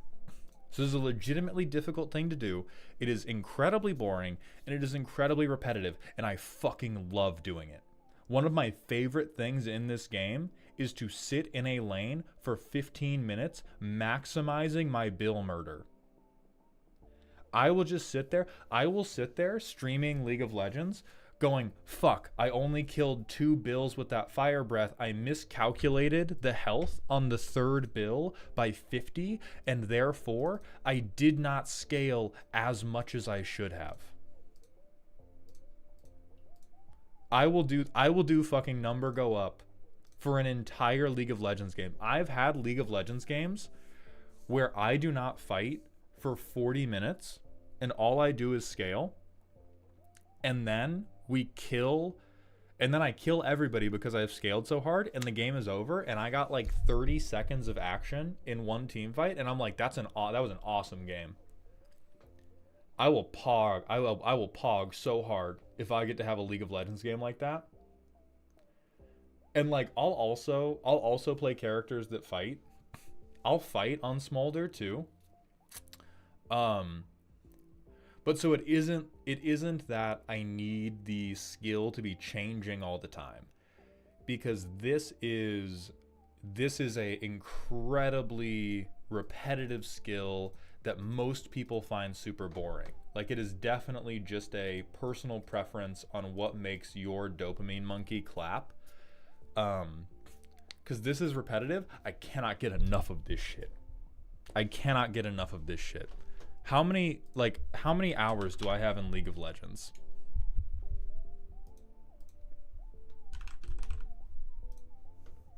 I'm Googling the champion, not.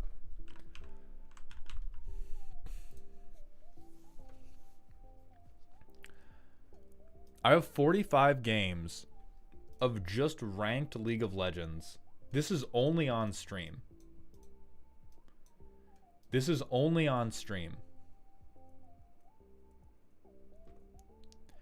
My last 20 games.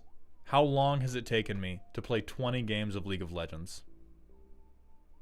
2 days. In 48 hours, I've played 20 games of League of Legends.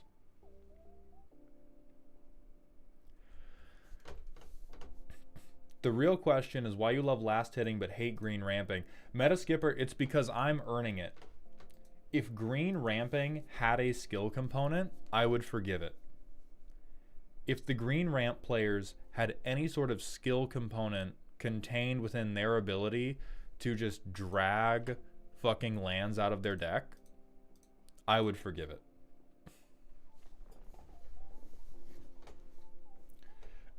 Switch DM, I do get you. It is because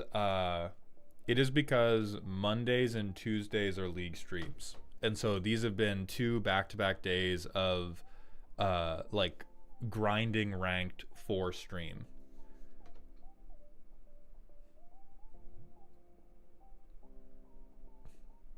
Because these people down here are who I'm playing with for fun. All of these people are people that I'm playing with to stream it with. And so of my last 20 games, 18 have been for content and 2 have been to just play League of Legends for its own sake.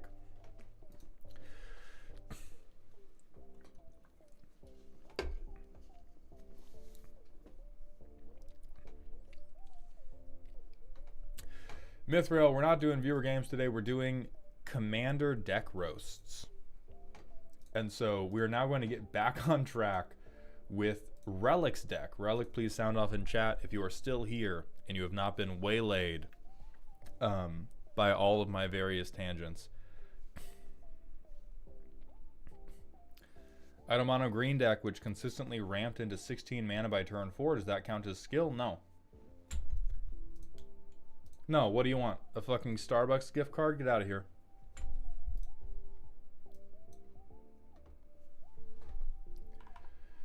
Alright, so Relic has a silly deck. Their primer was TBD, but I've heard it was emailed to me. So I'm going to check on that right now.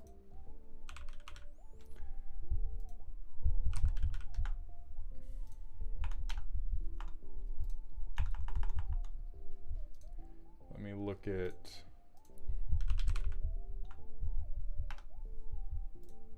Okay. This deck idea came explicitly from the short you made about Soul Foundry. This deck has no real intention on winning any games, but more showing off cool cards and concepts. Welcome to Ancient Relics Museum of Ancient Relics. Based here on the plane of Ravnica, built upon the old site of the Pillars of the Puruns, we have some very special exhibits that are fun for the whole family. Garth, our lovely sponsor and curator, has gathered a collection of interesting cards throughout the history of Magic the Gathering that you won't typically find in other decks. Stop by today and check out the latest attraction, Listed Enchantments. Deck intends to show off cards you don't see get played because of power creep, or they're just old. You will not find many EDH rec recommendations. There are 2 alternate win cons in the deck, but I have no intention on winning any games. I like to play this deck with newer players who haven't seen the old wacky cards that they used to come up with. I think I want to make little flashcards for each of the cards in my deck that has a little historical blurb I can read out to the other players on the pod about each card I play, because it would be funny and fit the idea of the deck. There's a question on the deck submission sheet that asks if I want recommendations, but I couldn't choose, hey, good luck finding a card that would fit the parameters, so I just went with the Yu-Gi-Oh quote. Okay, so first and foremost, Kuro, did you just follow me? We're going to talk about this shit. Welcome to the doghouse, K-Dog. First and foremost, we're going to put you on the personality matrix first, and we're going to have to change the personality matrix for you.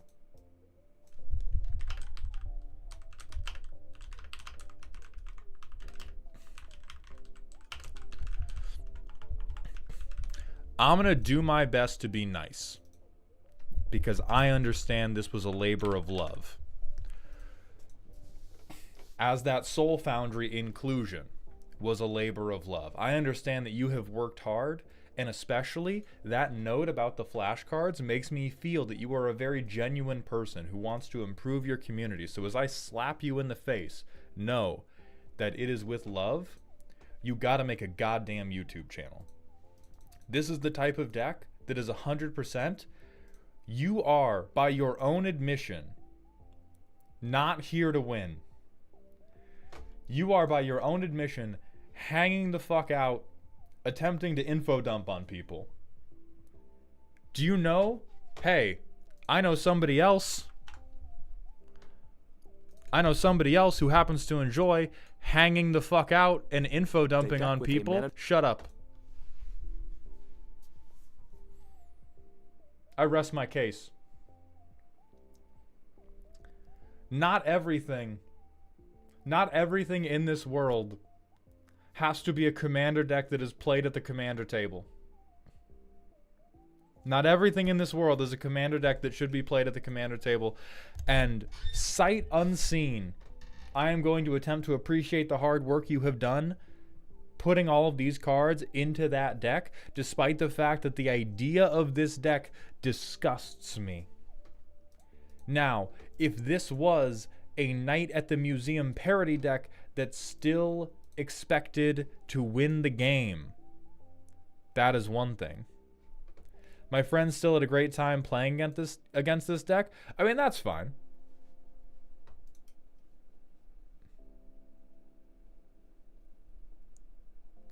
That's fine. People can enjoy playing against it.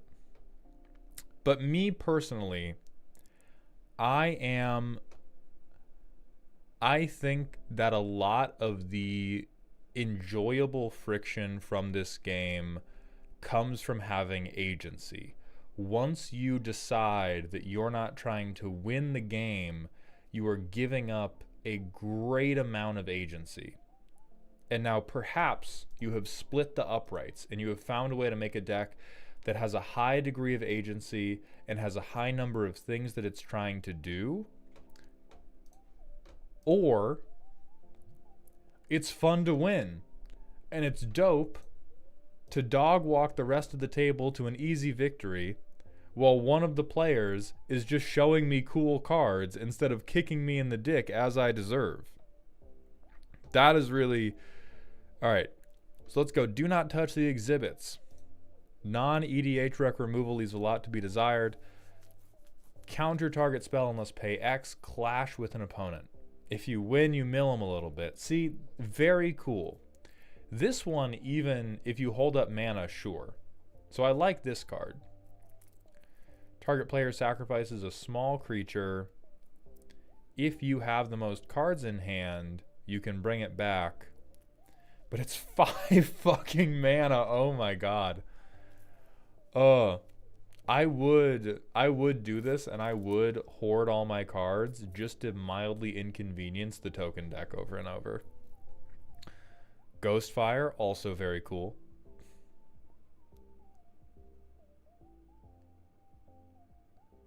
This one's probably reasonable, honestly. I really like this one too. I think so far you've done a very good job of, I can see how you could still have agency. Yeah, this one just goes hard as fuck. This is insane.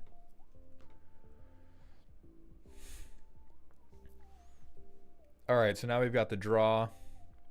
Instead of drawing, we check top whatever.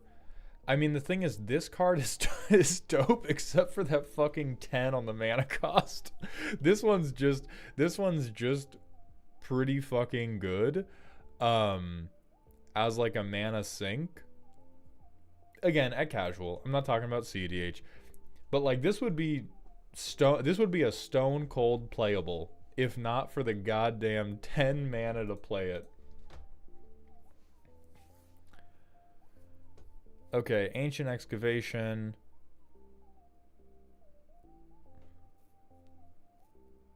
Anvil of Bogardon. Archivist. God. The Archives. 2 mana, 2 life, draw a card. Again, stone cold playable if not for this crazy fucking casting cost. Deliberate, sure. Hey, we have a little bit of ramp. We got a little bit of ramp.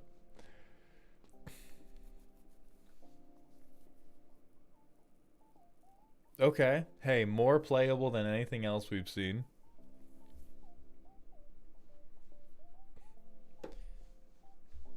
Most fair mana dork I've ever seen. Sure. Group hug, stone cold playable. I like this one. Definitely, this is a symmetrical card I've not commonly seen. The museum is located on Ravnica. We pulled a Briton and stole the other cool architecture. So every fucking gate, instead of so we have we have Maze's End. That's how we win.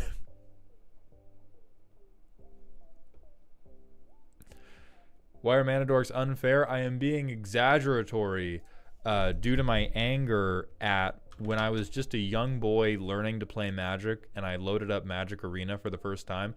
I was killed by a rampaging Brontodon in somebody else's pre-con standard deck. And so now I hate elves.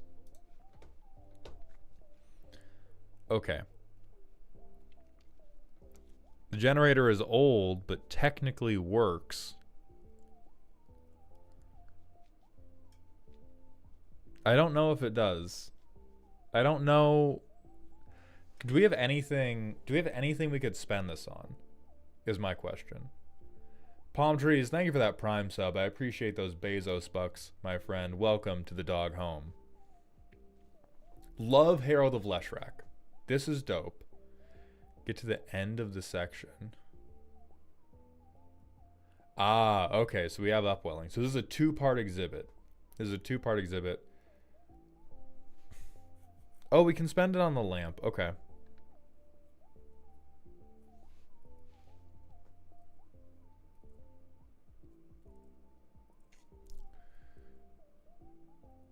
I hate that I'm being drawn into this deck. I've started out, I think, this stream really strongly against a lot of your ideas.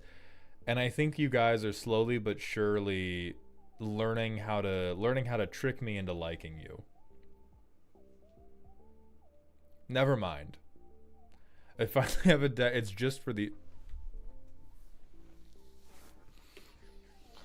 Hang on, guys. I know it's been a while, and I have LASIK, but it's wearing off. I need to get my glasses if we're going to read this card. Okay. Flying 1/1. When it comes into play, put 3 counters on it. Costs 6 mana because it's an artifact printed before 2000. During your upkeep, you may move each of these counters on or off Tetravis.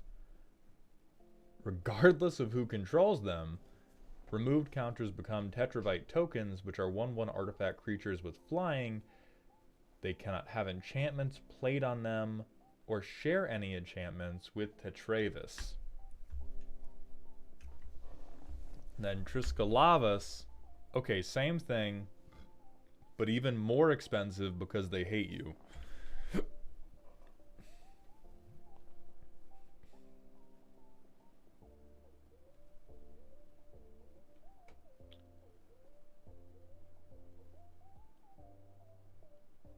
Okay.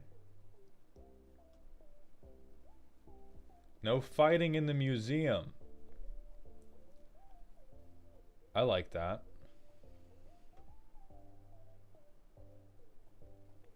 Cumulative upkeep funny. I'll forgive that.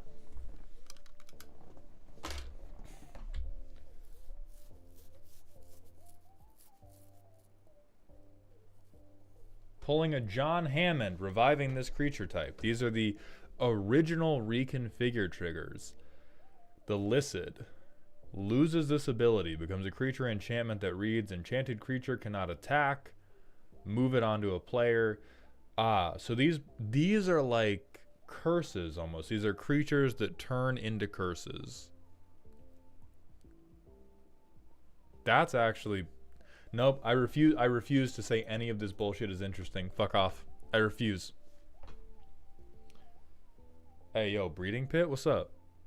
What's up with it? So for 2 black mana a turn, you get 1 chump blocker. That's actually good. That's actually dope. The Lycids, they're all right. They're all right. Your mother's room, capybara, canonically incorrect because I'm an only child. Now we're talking about, if we talk about the fuck pit, different story. X player, okay, we all have to tap out. Gain life off the goddamn forests. Gain life off of tapping out. I keep getting weird anti-mald vids on here, but I can't be bothered to research it. Any idea why? I had a number of accusations made against me over a year ago that were proven to be untrue, but because a number of people on TikTok felt they could use it for clout, they continue speaking about them once every couple months. So this wave of it will pass, and then you'll see some more 3 months later when somebody else who regularly posts just like absolute garbage on the platform gets a video that breaks 10,000 views because they said my name and said it in a negative manner. And that will rinse and repeat probably for the next like 3 decades. That's why.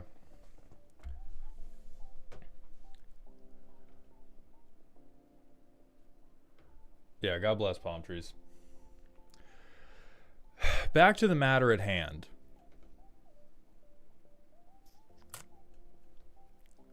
I cannot express enough how close you are. How fucking close you are, dude. And what is saving you? What is saving you is this Maze's End bullshit. I want to hate you. I want to hate you. I don't think you have enough removal. The Cauldra shit is ridiculous.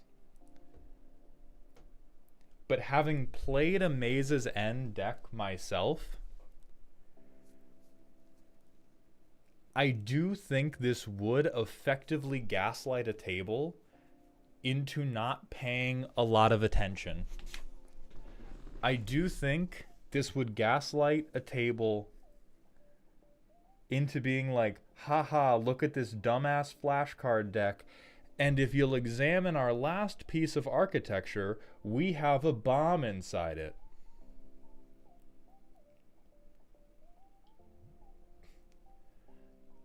I'm not British, but I love stealing your cool artifacts. The tag's good. Listen, the tag is good. Hellkite Tyrant, legitimately good card, juxtaposed with a fucking 4 mana enchantment that just says steal 1 artifact, is hilarious. That is the pinnacle of this deck right now. Is that banger tag, great card, terrible dog shit British card.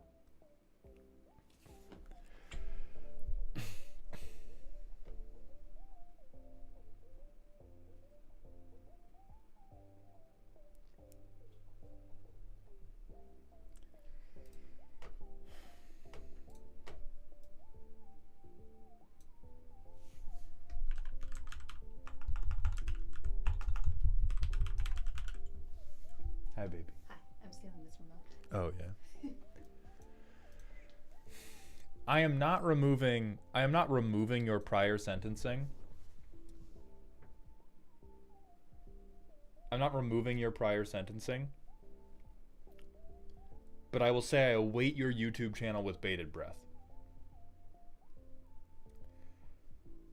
Sayuri, welcome to the stream, my friend.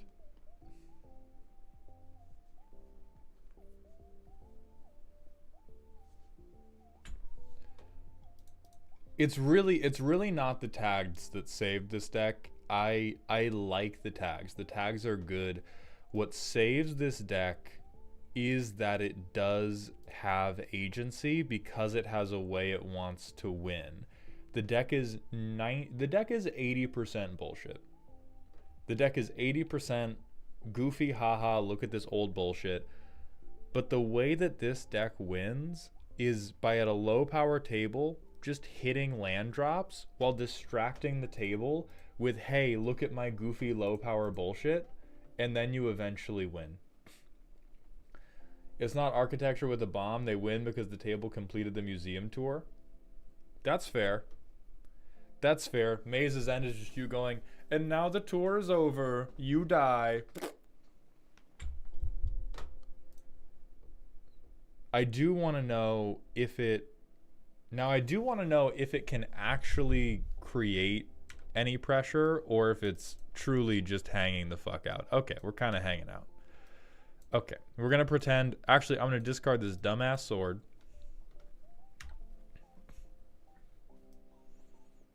Boom, gate. So we have 3 mana, but it's all red and white. Brother. Okay, boom, gate. What color will save us? Probably green. We'll do green to get Viridian Acolyte. We'll use the Gond Gate. So this is a forest, but we're going to use Gond Gate to avoid losing any additional life.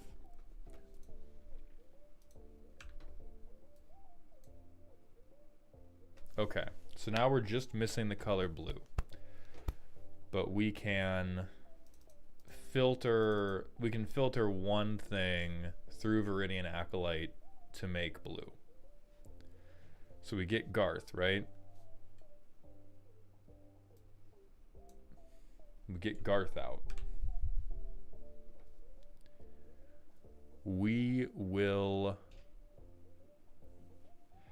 It is turn 9. It is turn 9. So I think we tap this for a Black Lotus.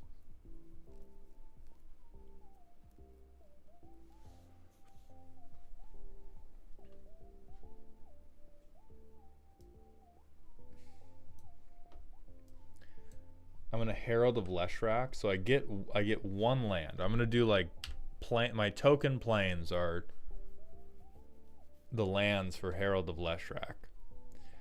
We could kill a man. We could Book of Ross. We have no more mana to use.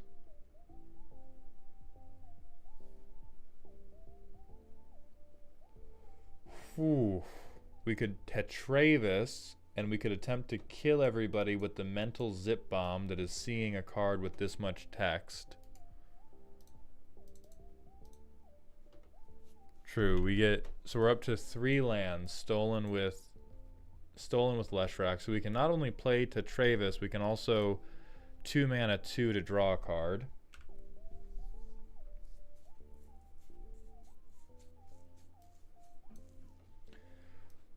We get 3 additional lands. So if nobody has been able to deal with the Leshrac, we have near infinite money. Ultratog 1028, thank you very much for the Twitch follow. Welcome to the doghouse, my friend.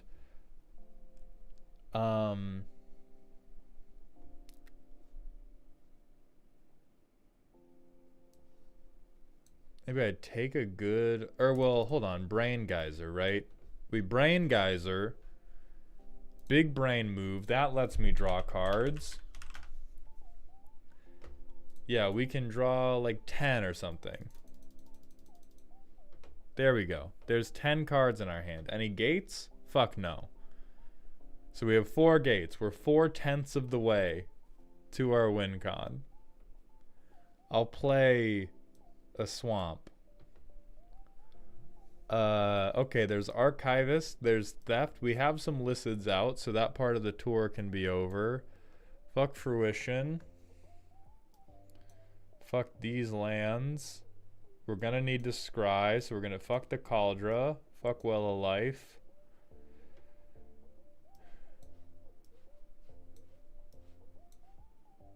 And we'll say that we used this. So far, This game is taking exactly as long as a museum tour. We'll play Archivist. We have some unholy amount of lands. We'll say we get to do all that.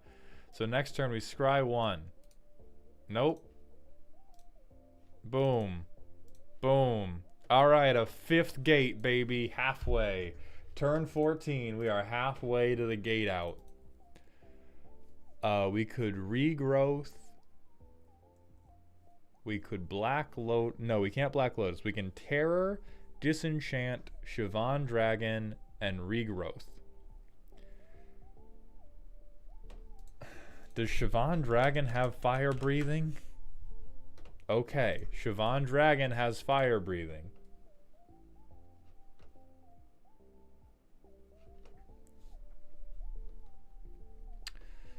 Do we have any way... I don't think we have any method of permanently filtering our mana. Oh, thank you, Wolfie. We have fucking Kyler in this deck? Huh? I mean, we don't have a ton of humans, though, so he's probably not even popping off.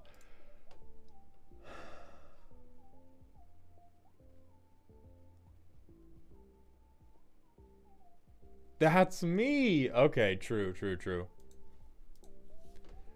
So if I restart, this doesn't seem like a... Now we're going to mulligan. Now that we've had it not work once, we're going to mulligan.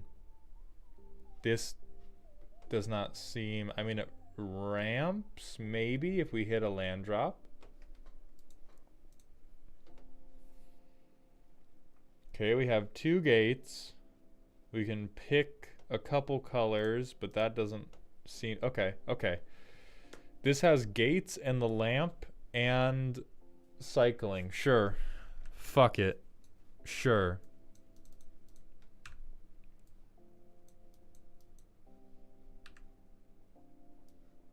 We'll pretend I played this in the right order to have a turn 3 play.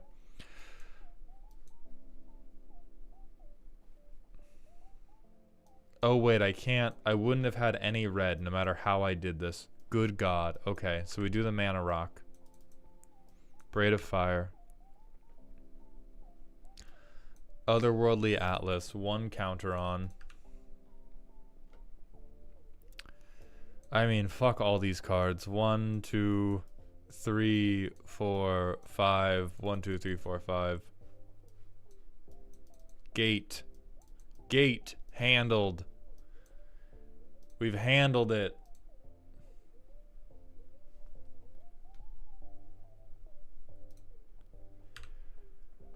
More Lycids, but it just gives something flying.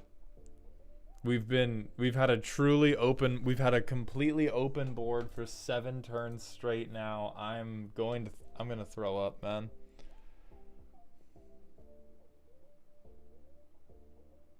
Okay, so Magetta can actually board control us.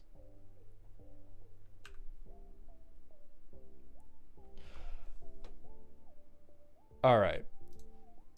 So Relic. After the primer, I was out. After looking at the deck, I was in. After playtesting the deck, I am back out. Unless this is the sole constructed deck that is allowed in your Pauper EDH draft commander pod. And that's going to go back to the... I think that the idea of this deck is saved by the fact that you do have a win con that can potentially come together. In practice, because of what you've said, non-EDH rec draw packages do suck. It did not feel like at any point we had any real degree of agency over what was happening. What it seemed like we had was a really cool thing to show our friends. And so I would believe that other people had fun seeing this deck list be played. I would question whether or not it's a one-hit wonder, or whether or not that the core attraction to playing against this deck is just getting to see all these new cards they haven't seen before. Like, if you took every card that made people be like, oh, that was fun to play against, and it was instead a well-made YouTube short, that is really the comparison that's going down in my head. Unban Golos just for this. Oh my god, it would actually... I would allow that. This deck I would give the Golos pass. This is a glorious creation and is just like bottom of the trash can. The sanitation experts have tried to dump it for weeks now, but it's just glued on to the bottom of your trash can, and it's been fermenting for months as a like playable thing in Commander. Willpower, have a good day, my friend.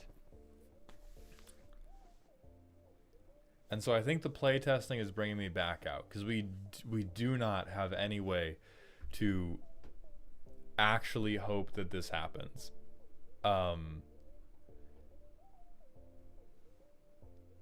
This deck could, like,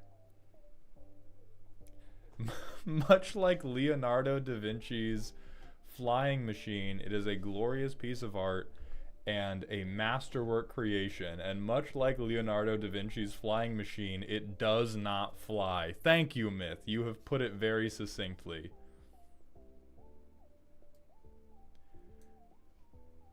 I mean, if it wasn't because of Maze's End, was it because of Hellkite Tyrant?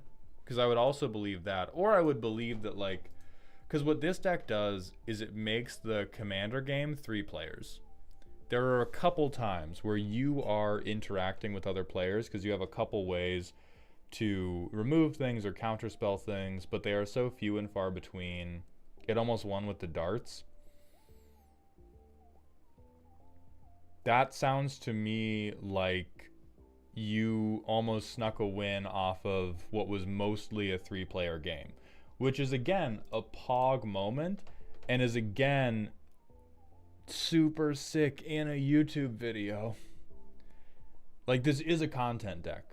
You have made a wonderful content deck that if it went on, like, if it went on game nights or Shuffle Up and Play or anything, they would pre-order your hands to make you able to play Magic. Because your ability to interact with the game Magic the Gathering is so limited. Almost everything in this deck just removes you as a contributing player, and in a few cases something happens and it is just overwhelmingly this, like, absolutely glorious creation, but I think exists better as a, like, painting, right? This is a tapestry rather than a super playable thing. Roosh, you probably got in this month. If you didn't get an email saying you didn't get in, you're probably in. I need to do all the, like, real scheduling at the end of this stream. So I do still like it. I like that you made it. I like the effort that went into it. You better make a goddamn YouTube channel and stop building shit like this. Next month you were getting the playable version of this deck to roast. That does not exist. This is a deck a side character in the Yu-Gi-Oh anime would play. Holy shit, you're right. Holy shit, you are so right. There's a butler in Yu-Gi-Oh somewhere that's walking out with a briefcase, and he has this deck next to a number of other historical artifacts. And this is what they play, and they lose 3 turns in to fucking Joey. They get killed by the goddamn time wizard, and all their artifacts turn to dust.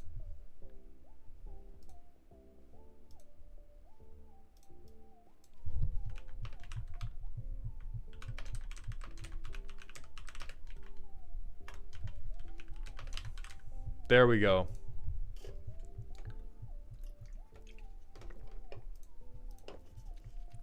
Do not shame Yuki's grandpa like that, Doodles. We're going to move on to Atom Bomb. Are you still around, my friend? And then after that, it's going to be Jesh and then Lelo. All right, Adam. Let's get into it. Silly. All non-land cards in the deck must be multicolored or care about multicolored cards. This is a deck that wants to ramp with anything that can be possibly considered as such. Then I want to play multicolored cards with Ramos out to get more mana, then to cast multicolored spells. No other real theme is present. Any land worth some cash are lucky pulls. That's why the mana base is not so great. Number one, if you're going to play a 5-color deck, we've got to get you cool with proxies. We're on 39 lands. I presume most of these are worth a nickel and have come out of precons. I also question that the deck is basically just diversity quota.cardboard. Now we have seen a number of decks like this that want to do multicolored things, but I highly recommend picking something that is more tunneled in than just it has more than one color. A version of this deck that we've seen previously that I don't think you should copy because it was really bad was a deck that wanted to play as many of the charms as possible. And this worked with Ramos because it had a lot of different colored spells that would trigger Ramos. And it had a lot of terrible cards that they loved. And that is the point of Commander. I think the best single attribute of Commander is its ability to take cards that would be horrible and find a home for them. Take them from terrible to playable. If you have like good cards and you go, oh, my Commander makes these so great, I do not care. I am asleep. If you show me a 10-cent draft common or uncommon that is now somewhat decent solely through the power of your deck strategy, I am locked in. I am high-fiving you. We may even kiss later. No, we won't, but we might hug. So if we say just multicolor, what's happening is we are probably lost at sea, awash in random 5-color dog shit. With, hey, look at that. Okay, this ramps us. If that's true, Maud, why do you hate all my decks? Because you're a bad person. Next question. Okay, 3-color. Do we have... Well, we have counters. Okay, that works with our Commander, sure. Multicolored has Convoke. All right, that's multicolor support. This guy's good. This guy's holding down Boros by himself. What's up, Galay? Welcome to the stream. Ferris and his golems are holding down Boros by himself. This is technically ramp. God, what is this curve, man?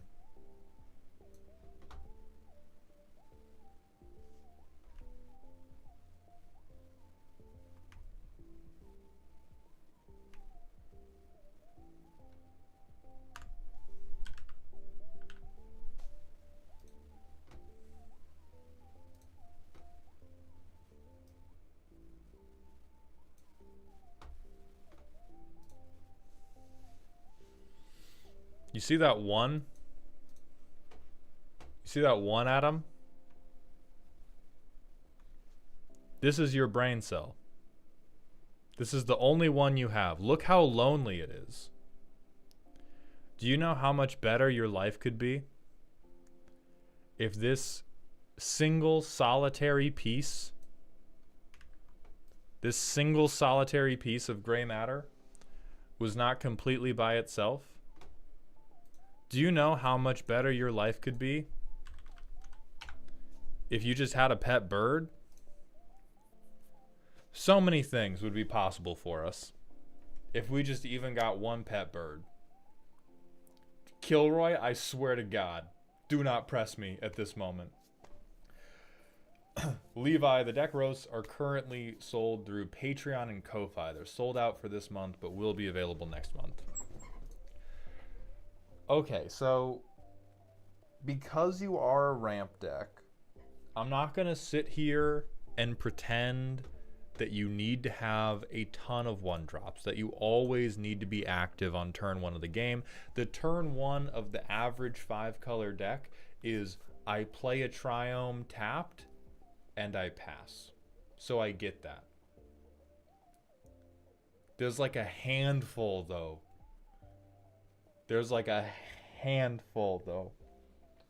That I need you to come talk to me about.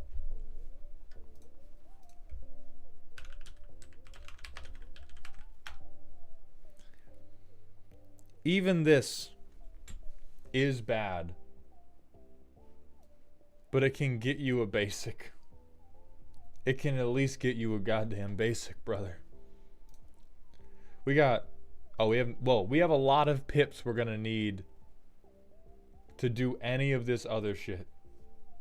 Oh, Alec, man, I love Joey Wheeler, but in the show, he usually beats up idiots.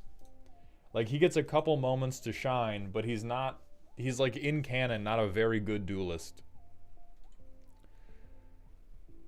Exploding borders, okay.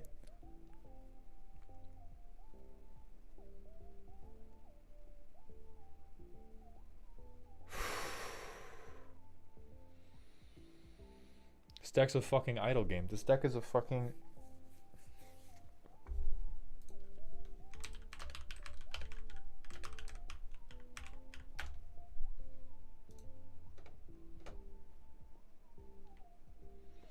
Okay, so Adam, the cards I recommend you put in this deck are going to be Infinifactory, Space Chem, and Codex of Alchemical Engineering. Those are the cards I would recommend you check out. Don't Starve is apparently also a very good card for your commander deck based on the type of commander you like to play.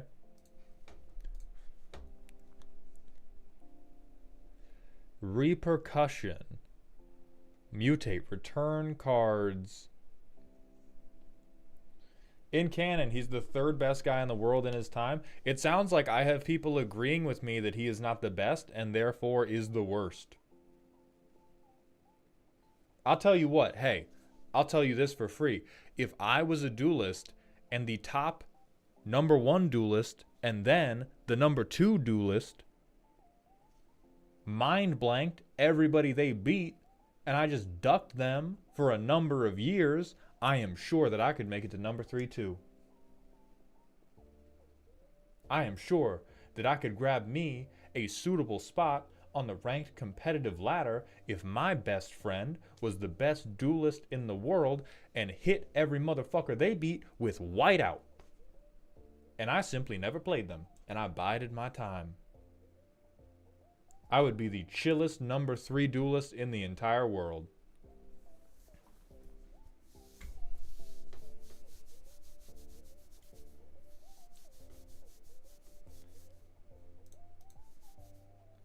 I don't believe that you would be capable of dunking on Weevil Underwood. That's only because Weevil Underwood is not tall enough to be allowed on a basketball court.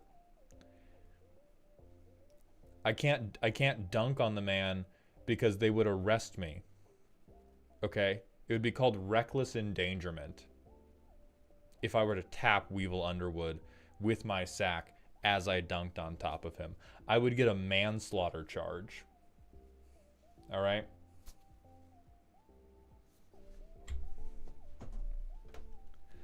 Anyway, counterspells, sure. Multicolor payoffs, allegedly.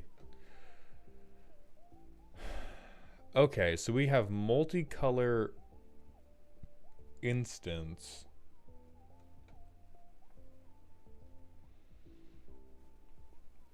This is definitely this is an extreme case of word cloud disease. We have a ton of... Oh, we have the charms anyway. So we have a ton of multicolored stuff. We just have, hey, all this stuff. I let a bunch of 5-year-olds get really crazy with finger painting, and this is where it ended up.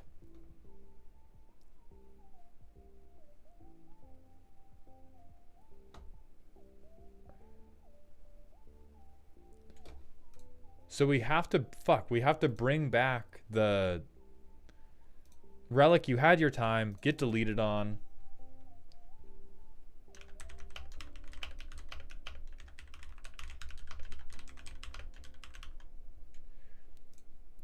Before we even playtest it, this deck needs to find itself. It's not even an academic deck because it's not doing deep cuts. The true academic category is for people that make deep cut non-functional decks.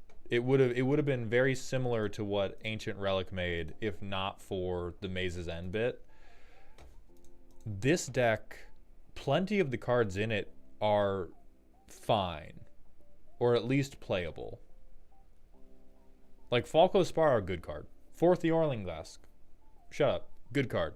Genesis Ultimatum. Good card. Illuna. Good card. But none of them are connected to each other outside of the context in which they are stuff. So let's talk about the type of stuff that we can focus on. If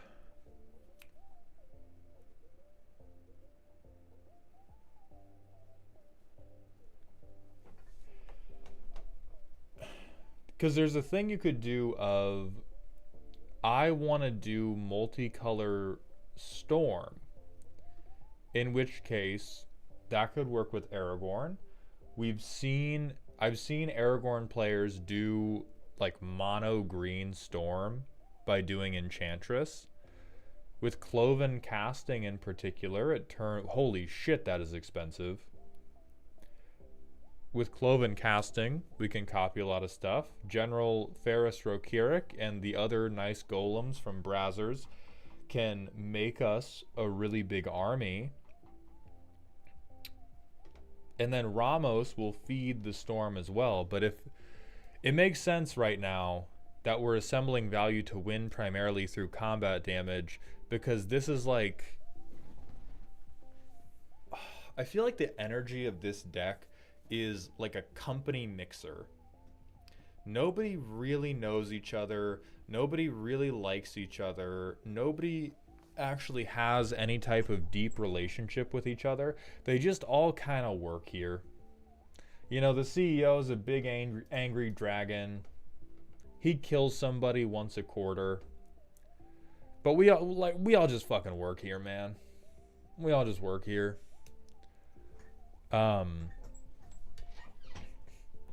So there's two directions we can go.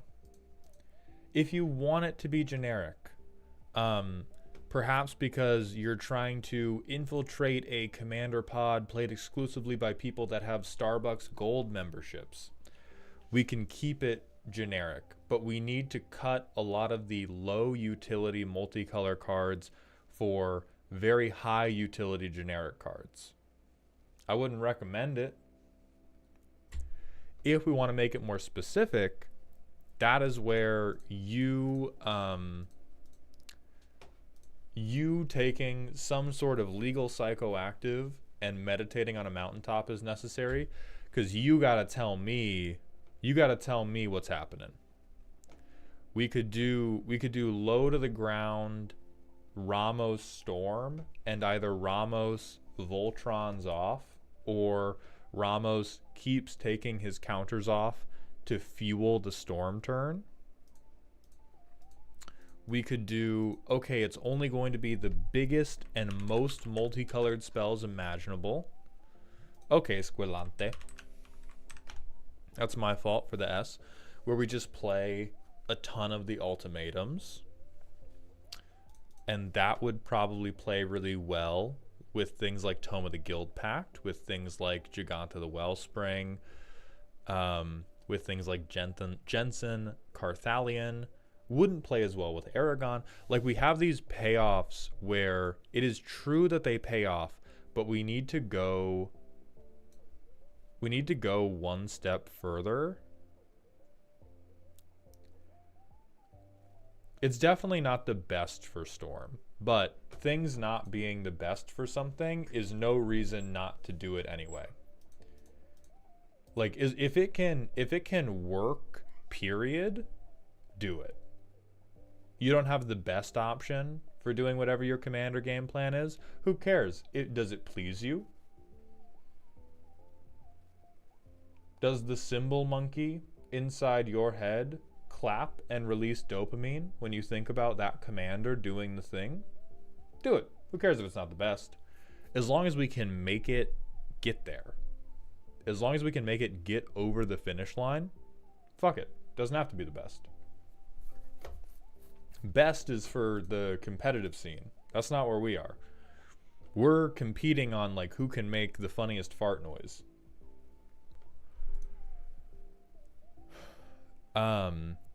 Now some of the charms are very playable. So, like, the two... Yeah, and then Knight of New Alara. We care a lot about multicolored creatures. We have 21 creatures in the deck. That's probably only enough to get maybe like 3 or 4 on the board at one time, unless we have Ferris Rokirik out.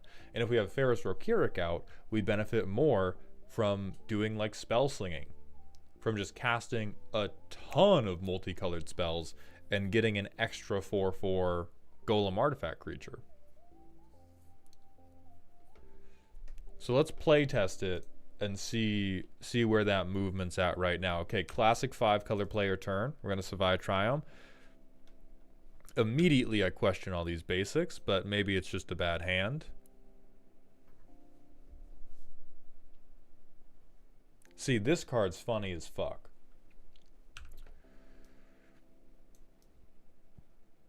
We need the green. Fabro Elder. So we have green and white, red, blue. So now we have all 5 colors. We can cast Ramos. Boom. Turn 4, Ramos. Very important. In a deck where your commander costs a ton of money, can you ramp out to get your commander early? So we have this because it says destroy. EDHREC said, okay, this has 3 colors in it and does something tacitly related to what you want to do. Choose 5. Boom, 5 counters. Thank you, please. We're going to draw 5 cards. Because I'm a winner. Reborn Hope is pretty good. Fuck Sphinx's Revelation, we already did it. Fuck that, we are the problem. Fuck that, we are using commander damage. Fuck that, I lost a game of commander because of this card and it makes me angry.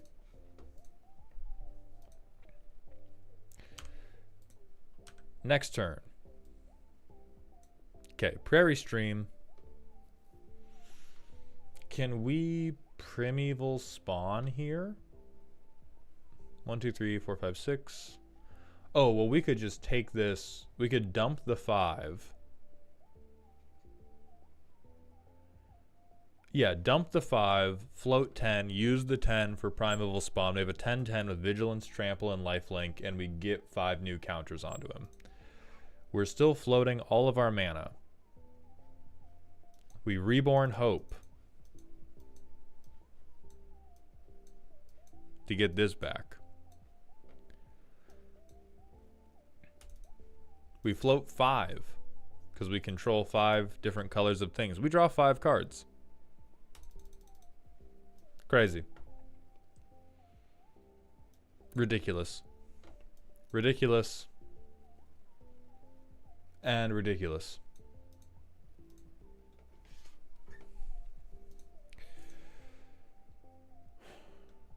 And then we put 10 counters onto Ramos. It's turn 7. Presumably everybody at this table would like to skin us. Everybody at this table would like to skin us, remove our toenails, and then slap us with it.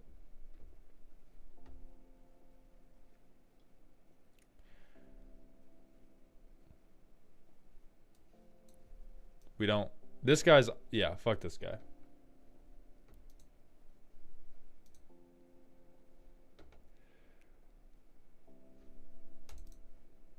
Tome of the Guild Pact. No counters. Blue, blue, green, and then 3 of whatever. We mutate a Luna under this creature.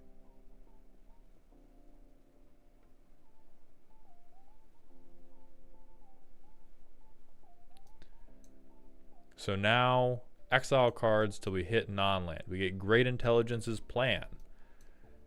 We draw 3 cards. They discard 3 or we do whatever. Based on what they've seen so far, I think a smart person would discard. Then we hit somebody with an incredibly large...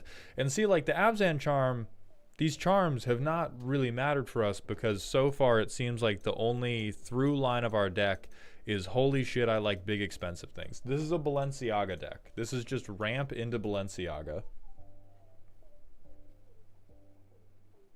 Oh, non-land permanent card. Okay. Then who cares about these?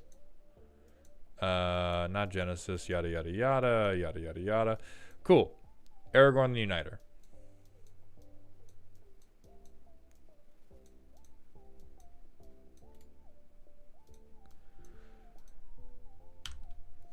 And then if they let us untap, we win somehow.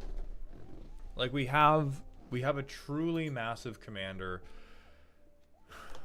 And so I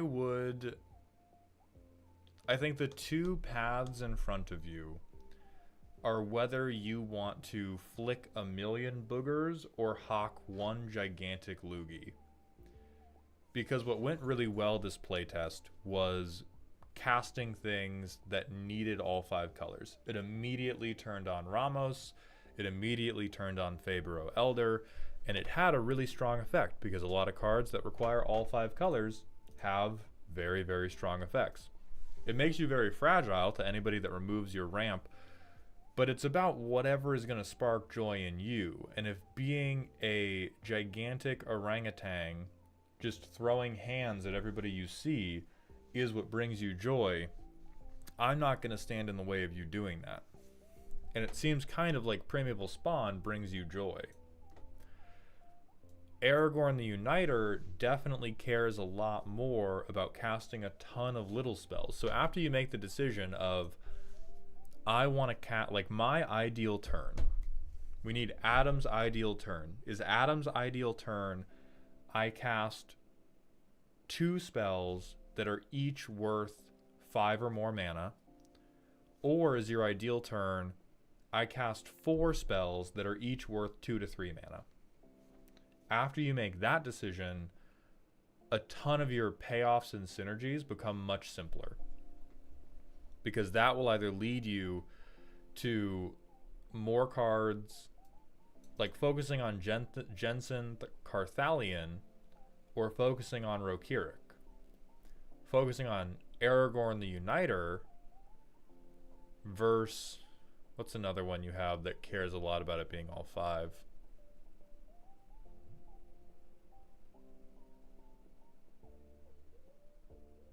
What the fuck are you doing, brother?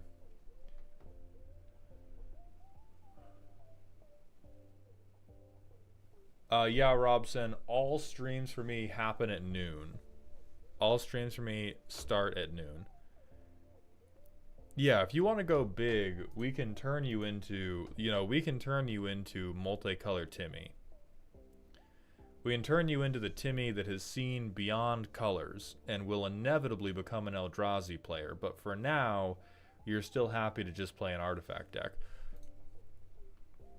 So I'd say fuck it, slap in all your ultimatums for your land base.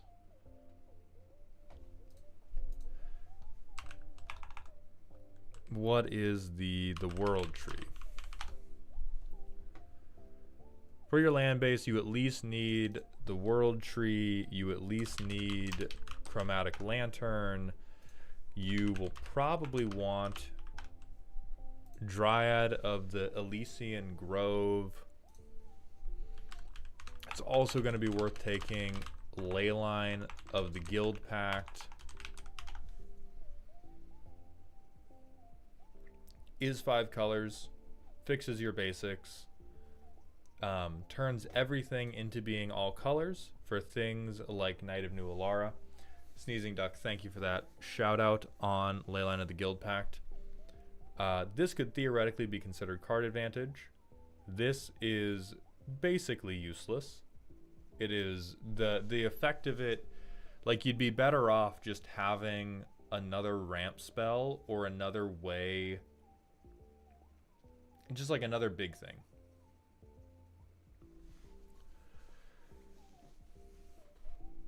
So I'm going to keep you on Acid Trip and Motivational Podcast. I'm excited to see what you do with it, but right now the deck lacks direction.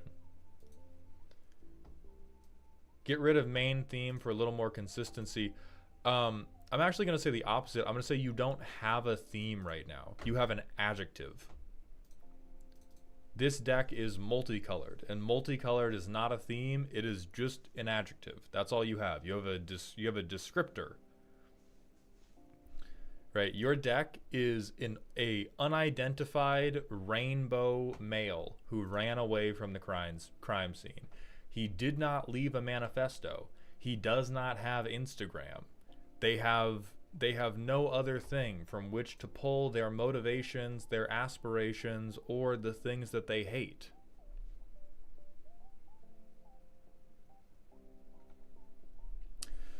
Elikman, the themes within this deck are not defined well enough for me to consider it multiple decks in a trench coat.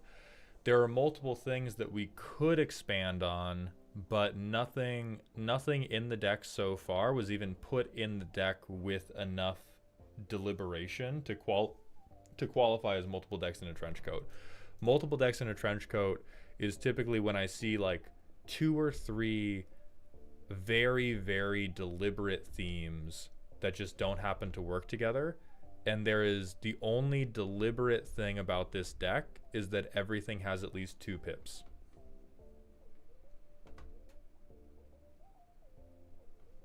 And so semantically, you could call it multiple decks in a trench coat. It's really like 50 different decks in a trench coat, but like the charms are, you know, the things are not, they're not even sub themes. They are just an adjective description of the card itself rather than a true gimmick. While multiple decks in a trench coat typically has a beginning gimmick, and then on the way to achieving that beginning gimmick, they get distracted and then they come up with a second gimmick along the way.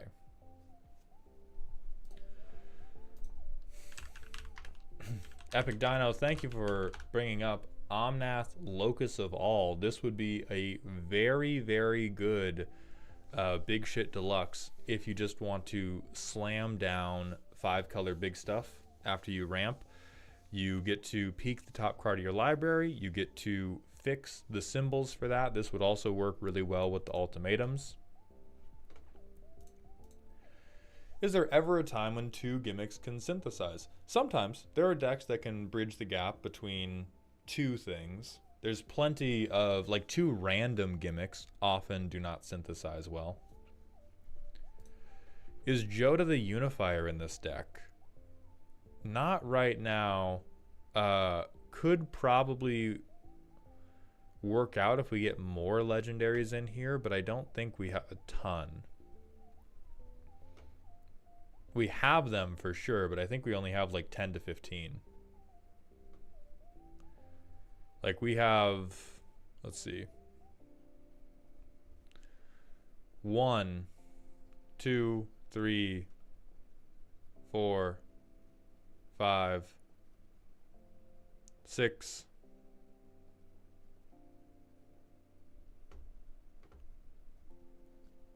7, 8, 9,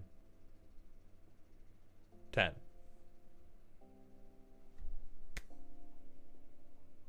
10? So many? Let's talk, Twitch chat. Let's talk real quick. How many fingers am I holding up? Is it so many? Is it uncountably high? Am I currently holding up an unknowably large number of fingers? If so, we may need to enroll you in a local middle school. It's very important. They can also teach you how to read, which will have reverberating positive effects on your commander experience. That's too many fingers. You have to discard the hand size.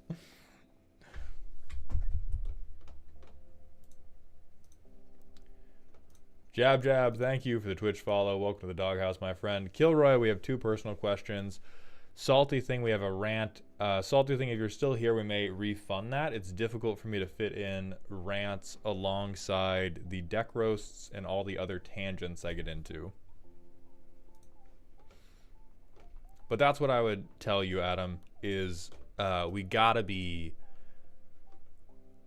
have a very clear gimmick that has, I would say, like, gimmicks are better when they have a verb in them, whereas right now this gimmick just has adjectives in them. Because the default gimmick is hit stuff. Your contribution to the gimmick is the descriptor multicolored, and then you fill in with the default gimmick, my commander hits you, which every commander deck has. So I would try to come up with a more active gimmick for what Ramos is contributing for the deck, for what the 99 wants to do. I would Google a 5-color mana base, because holy shit. Drag Queen in Space, thank you for the Prime sub, my friend. I appreciate those Bezos bucks for the 2nd month in a row. Welcome back to the dog home. YouTube refugee because Twitch gets more attention for valid reasons. Thank you, Melons. I appreciate the Twitch follow. Welcome to the doghouse, my friend. We also got a random smasher pass.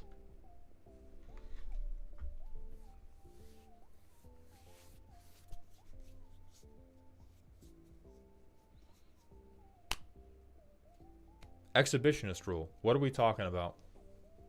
No, what are we talking about? All of you are going to be...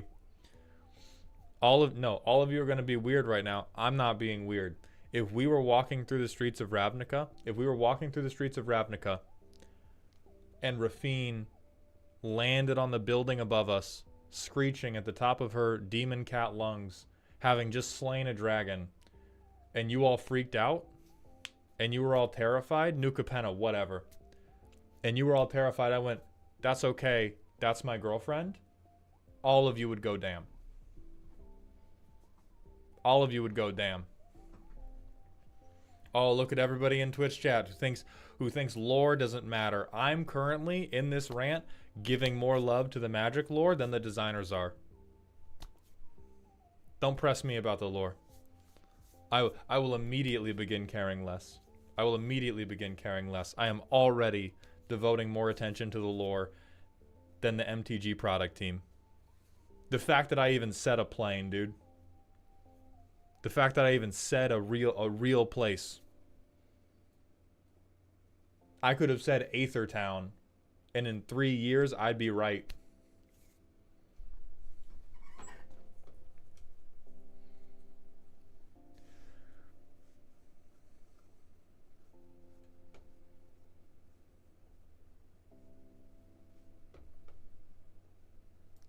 Why not join the balance team? There is no way Wizards of the Coast is ever hiring me for shit. There is no chance. All right. So let's move on to Jesh's deck. Antario, please sound off. Lelo, I'm pretty sure I've seen you recently. Thank you for submitting, Adam. I like what you want to do. I really like the energy you're bringing spiritually. We just got to clean it up logistically. But like if you resolve Primeval Spawn, every game you do that, that's a win. That's a win in my heart, and it should be in yours as well.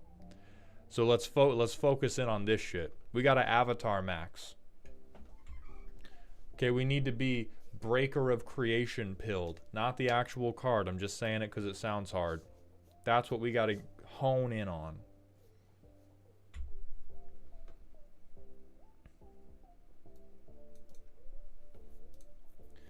Okay, Myth, Pyra, and Nat Kato, and Sheep Gods, as well as Cats Inquire. Thank you all for the Twitch follows. Welcome to the Doghouse, my friends. We're moving on to Jesh's Roast, which is spooky.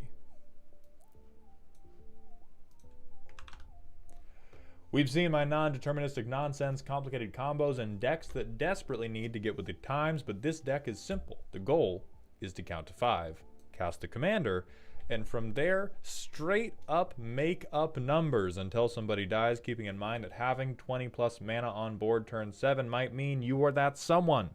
To my knowledge, there are no ways to go infinite in this deck, only really big. I've intentionally excluded cards that multiply triggers and damage, and the only cards that duplicate tokens are non-permanent.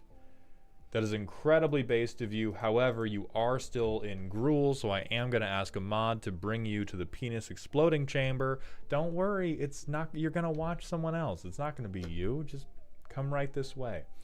I am going to use the bathroom before we start. Hater shit. God.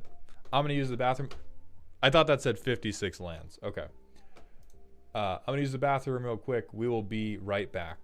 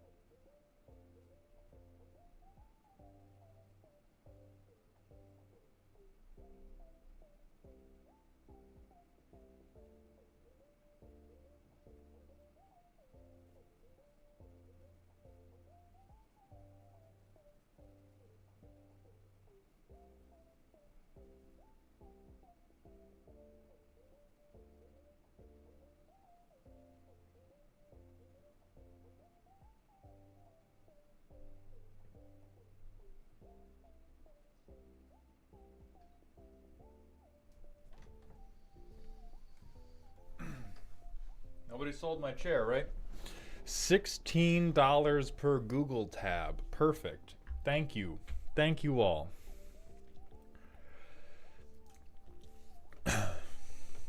All right, we have at least one random smasher pass to do. So let's handle business. No, man, no. No. What is with the underhang here?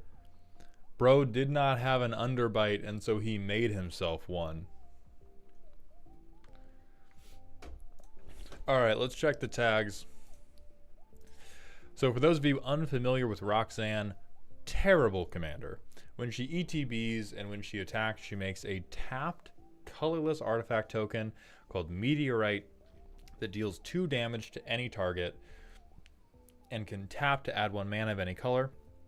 When you tap artifact tokens for mana, you add 1 mana of any type it produced. So, fun fact, I have a little bit of a soft spot because this is my commander pet card. For a solid, it took 6 months before I was willing to make a brawl deck that did not use Meteorite. I knew it was bad. I was playing this in 2-color decks. I just thought it was so funny and so useful to have mana ramp that killed your mana dork, that unramped you. I could not stop myself. And so, Jesh, I'll give you an immediate shout out for this deep cut of my own lore. We also have another random smasher pass I missed. No, man. No. Karn's on the card, so absolutely not. I don't want to bark up that tree.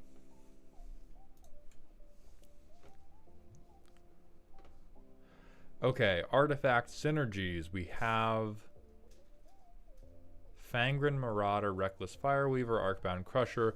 I would say this makes more sense if we're doing a lot of artifact sacrificing, but okay. Better attacks. 4 or greater, get Trample and Haste. Can't be blocked. Takesy Backsy on a bad attack. Is just a sword. Big Daddy Cthulhu, thank you for the Twitch follow. Welcome to the doghouse, my friends. Yeah, White Bread Max Treasures is what my... I think I smell a little bit of a loan shark going on. Oh, hey, I wonder what's in this make token section. Ah, oh yeah, alright, alright. Alright, yeah, alright. Alright, yep, alright.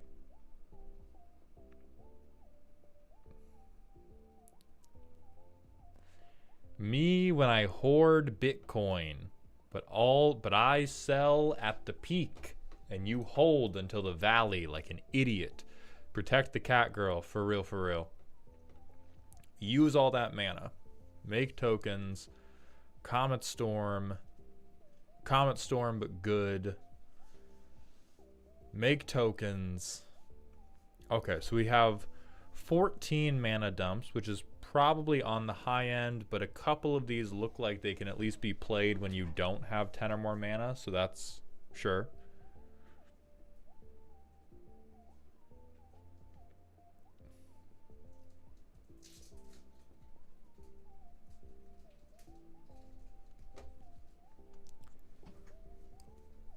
Touch cards. Abundance, Bone Horde, Collector's Vault, Fomori Vault, Hunter's Insight, yeah. Idol of Oblivion, Ignite the Future, Jessica's Will, Mind's Eye, Outcaster, Trailblazer, Professional Facebreaker. Alright, alright. Mostly card draw that's going to work after the deck is already working, but it might... I think I need to see the playtest to be confident in whether or not you're bad. Cut this dog shit right now. Cut this dog shit. You're making so many rocks. You're making treasures. Why do you even want a... Why are you ruining your own theme, bro? Why are you even including, like, a bad card, first of all? A bad card, not even a token. Not even worth as much. This is a meteorite that can't color fix and doesn't deal 2 damage. Why are you non-bowing yourself like that? Why are you non-bowing yourself when you could have a good mana rock, like another meteorite?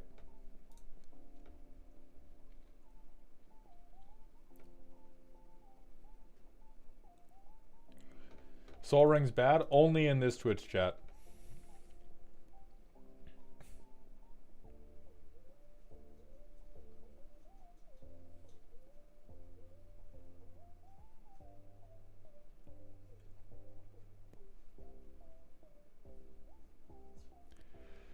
My main thing is I believe in this deck after turn 7. I do not believe in this deck as soon as a single goblin player looks in your general direction. Like, what do we... Okay, turn 2. We're off to a good start. We be collecting these vaults. Amy Sensi, thank you for the Twitch follow. Welcome to the doghouse, my friend. So we play this. Oh, Roxanne's 4 or greater. That's decent. So we get to draw a card, and we get to make our first meteorite. We ping somebody.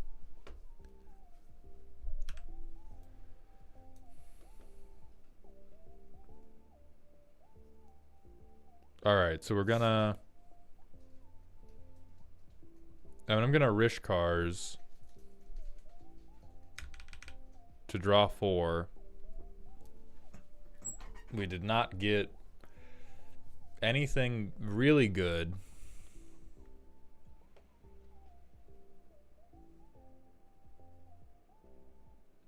I guess I get Svella. Melons Away just dumped the personal question in chat, my friend. We'll say I found this basic because I'm lazy. And this basic. Oh wait, this one went back to my hand. Well, it's dying. We hit another land. So we'll draw. Fuck that land.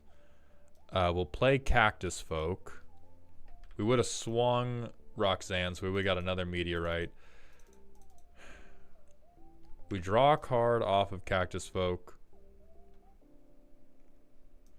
We control 3 artifacts. We have 4 mana available to us right now. We played Kodama's Reach already. Then Staff of Domination.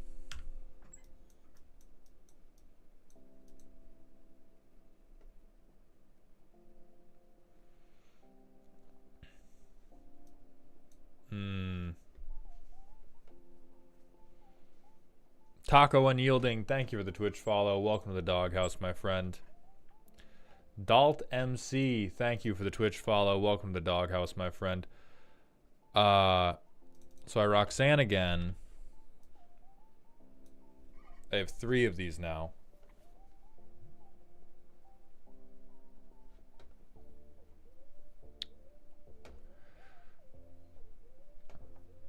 Oh, I have a treasure as well from the previous collector's vaulting that I did.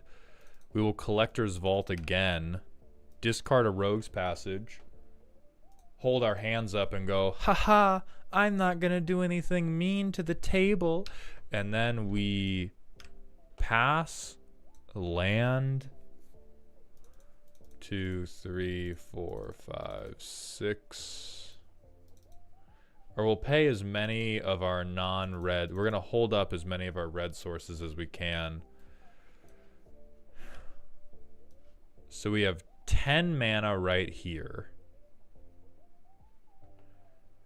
Oh, and we could have dumped into manoliths. So we have like at least 2 or 3 manoliths. And so between the manoliths, this kills somebody.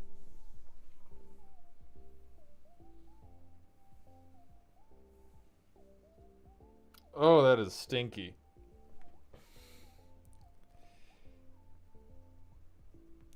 Oh. We could have Chaos Warped. But outside of that Chaos Warp, this deck looks like an advertisement for land destruction. Like, I think there's two competing... I think there's oftentimes 2 competing factions in Commander, which are on the sides of you should let people play the game, you should stop people from winning, but you shouldn't yuck their yum. You shouldn't stop them from executing the core mechanic of their deck. And then there's some people who go, do whatever you need to do, just make sure you win the game.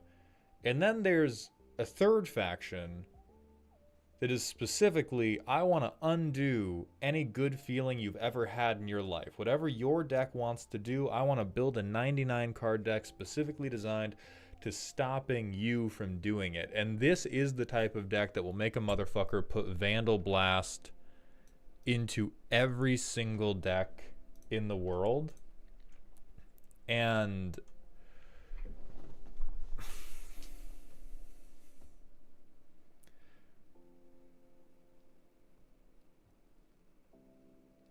that that makes it come back to my discussion about agency. It is because it very much makes the game rock paper scissors, which I don't like. Some people like that. Some people enjoy. I like having a very proactive game plan, and if you can stop that game plan, great. We're going to shake hands on it and go next. I like being a little bit more flexible. I like being able to interact and adapt to what my opponents are doing and trying to overcome it. And this deck is very Gruul. You will get at least half a point for adhering to what the color combination wants to do, because Roxanne does just want to slam everybody down big style with her rocks. But I feel like this deck asks the table two things. First, hey, none of you are running goblins, right? That would be cringe. Don't run goblins. And second, hey, none of you are running Vandal Blast, right? Hey, that would be cringe. Please don't. Because if anybody pressures you... So really what I'm saying is this comes down to how you are as a pilot. If you take the hits in stride, I'm not going to tell you can't play decks like this. I enjoy victimizing people like you. I had a friend who ran a Mr. House deck, and what did I do? I played my Prosper Theft deck. I stole Vandal Blast from somebody else, and I used it upon him. It's a very fond memory. His tears on his new Dragon Shield sleeves will stay in my heart forever.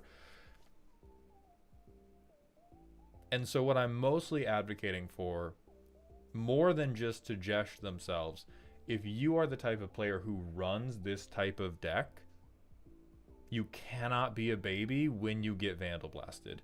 You cannot, when somebody puts Vandal Blast on the stack, react to it with the attitude, please don't do that, it'll blow me out of the game. Yes, you deserve it.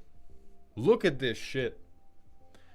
That's a 26 dragon who just domed somebody in the fucking head. All because this person was not touched for a number of turns while they fiddled with a bunch of rocks. While they mined. This motherfucker played Deep Rock Galactic for 4 turns and is about to kill the entire table off of it. I'm not going to say that that's unfair, but I'm going to say after you play this deck once and immediately find yourself the victim of overwhelming bias in future games, you gotta take that shit in stride. And so, Jesh, I'm gonna trust that you're doing that. And if you're doing that, sure. If you're doing that, I believe you. I think Collector's Vault is good. I think having mana dumps to deterministically kill everybody if you get to do the damn thing is good. I think this is fucking ridiculous.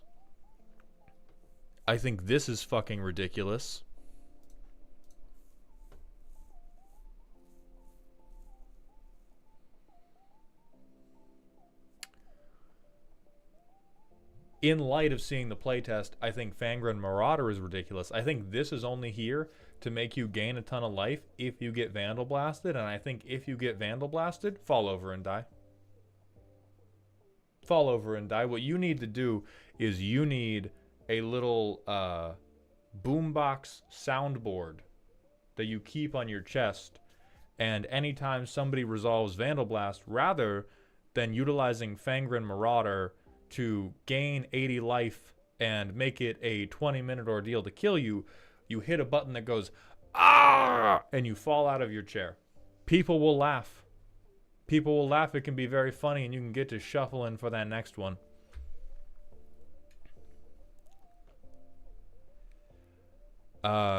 Crusher also seems okay. This Crusher very much seems like a win more card on a deck that was struggling a little bit to get off the ground. Because I'm going to keep it a stack with you. No matter how casual we're playing, if you resolve Roxanne and I have a removal spell, I am plugging her. I am plugging her in the chest. And I'm not going to do a playtest that is like, Oh, they kill everything you do. What the fuck is this? Sure. Hey, sure.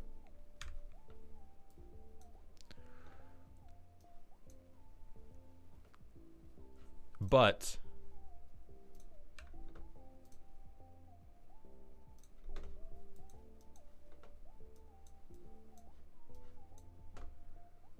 we don't even need fucking the Plunderer for this.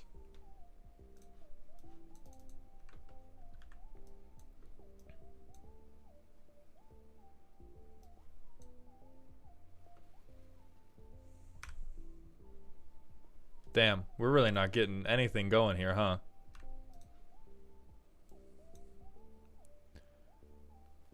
We just shoot one creature for 1,000,000, make...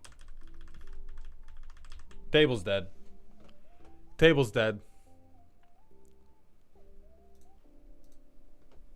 Yeah, like I think for the game plan that this deck wants to do, the like I put a 1/1 counter on my Arcbound Crusher is so far removed as a valuable backup plan that it's just not worth it. Oh, Jacob, thank you so much, my friend. I appreciate you stopping by the stream. But like both of these cards, straight up, you are better off wheeling. Better off wheeling. You are better off with like low to the ground draw like Ren's Resolve. You would even be better off with generic card advantage like Wild Wasteland. Because these synergies come from a place of fear. And if you're Gruul, we need you operating from a place of bravado and hatred, which the rest of your deck is doing. Cactus Folk Sure Shot, being in a commander deck, is bravado bordering on hubris. Better MLP, I swear to God. I swear to God. We're bringing Inventor's Fair for 1 sword.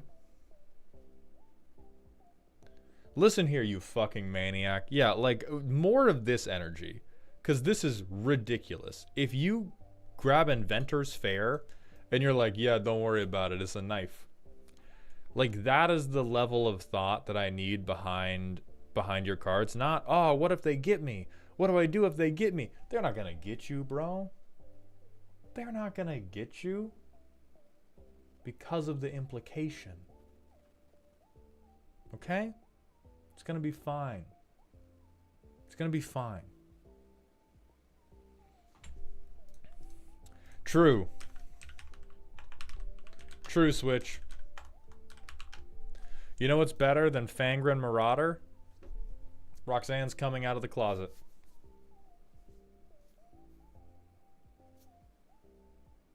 Roxanne comes out of the closet.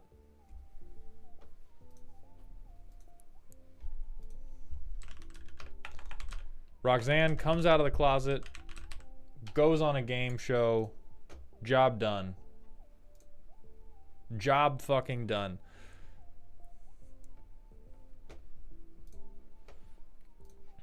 So I think we're definitely a little bit in Minecraft creative mode because the way in which people interact with you and surgically remove your kneecaps is not that uncommon. I don't see it every game. I've played against a ton of people who bring Vandal Blast, who bring Meltdown, who bring something to get rid of mass token stuff. I think it is common enough that you need to be prepared as a pilot for how you handle that. The best way to handle it is the Yoda death sound effect. Fall over, play dead for 10 minutes, get into the next game. I think these cards, they're like defensive without really making your deck any more robust. And so I'd rather just put in more like brazen, fuck you, I'm balling out, you're not gonna stop me cards. If you as a player are totally okay with some games, they just unplug your keyboard. Mauled won't like me saying it, but Heroic Intervention lets you point and laugh at the rest of the table. Yeah, Heroic Intervention is the correct choice if you actually want to make a responsible deck. The picture I'm getting from the person who brought Bootlegger's Stash, the worst Jolene, and goddamn Svella is that they don't necessarily want to make a responsible deck. They're trying to ball out with $1 million and kill you with the chips they pick up in Vegas. And so Heroic Intervention is definitely the flavor of thing that you want to have if you want a, you know, tight, consistent defensive deck. But then we got to change a lot. We have to change a whole shitload of things if we want this deck to be like well-built, consistent, and defensive. If we want this deck to be ridiculous, we're 95% of the way to a ridiculous deck. And those are just two changes I would suggest. But if we're gonna be ridiculous, the best ridiculous things are always made in Minecraft creative mode, and so that is where you belong. I don't want responsible. I want to mine for rocks and then crash out. And that's kind of what I was feeling from it.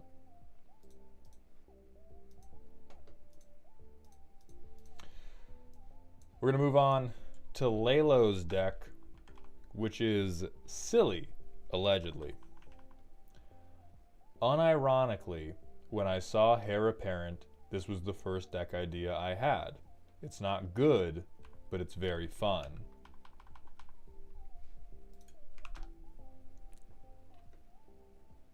You are a bastard. You are a rat. You are a rat ass. You are a rat ass bastard, and I hate you.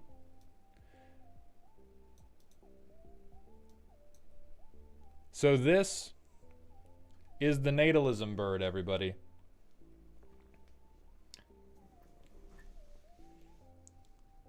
Vitloria, have a good day. So I'm going to explain the commander while Lelo takes a second. It's Zinnia Valley's voice, which gets bigger based on the number of low base power creatures you have, and gives your creature spells Offspring 2, which means you can pay Offspring 2 as you cast them, and when you do, you make a 1/1 token copy of the creature when it enters the game. So presumably, based on the mention of 7 dwarves up here, and the mention of Heir Apparent in the primer, they have 2 or 3 cards in this deck that they just happen to have 50 copies of. Interesting. 20 nobles, 20 rabbits, 20 advisors, 21 humans. What could we be fucking seeing?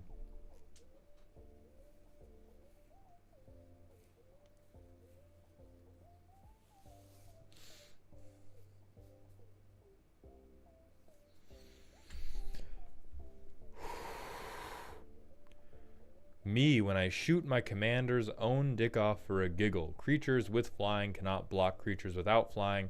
Creatures without flying can block creatures with flying. This is like a challenge, almost. It will not redeem you. Non-bowing your commander damage will not stop me from committing mass animal violence, okay? All creatures have haste. Don't think about the implications. Each other creature named Brothers Yamazaki gets +2/+2 in haste. You don't have this. You don't have the fucking stones to clone this card. You're too busy making 8 million bunnies.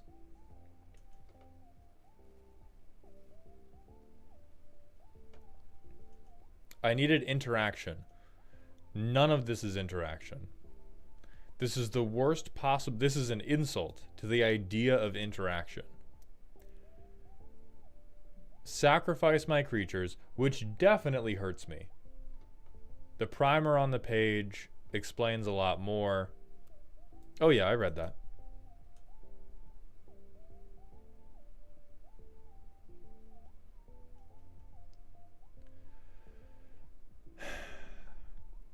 Oh god, guys, what do we do about Tyler over there and his responsible deck? We throw our children at him. There is no primer button.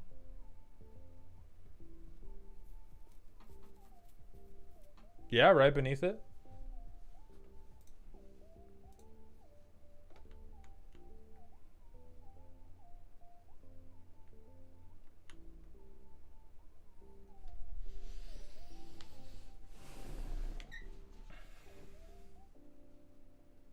Right beneath it. Interesting.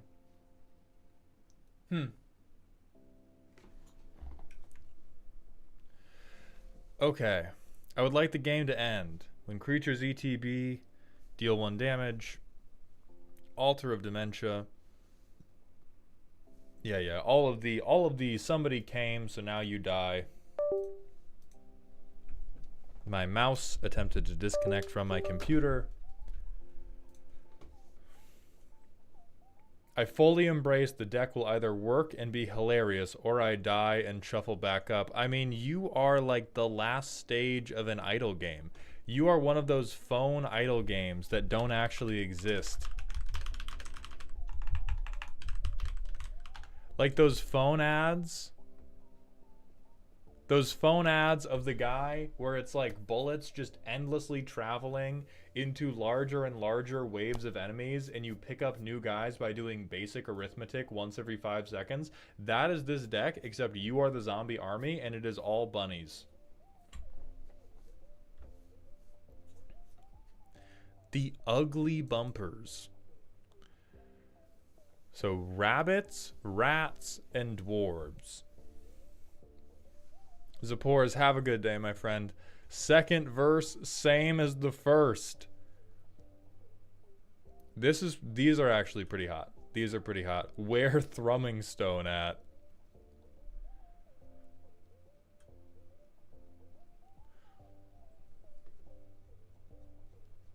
This might actually be a less ridiculous Thrumming Stone deck because you could miss. Because we're mixing the different types of things we can hit. This is also one of the shortest deck lists I have ever seen because we have so many goddamn 20s.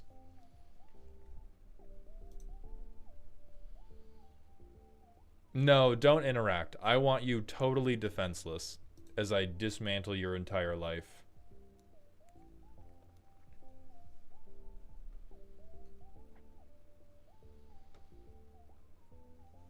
I don't believe in Caretaker's Talent. Coat of Arms probably works. Moonshaker Cavalry probably works. Shared Animosity definitely works.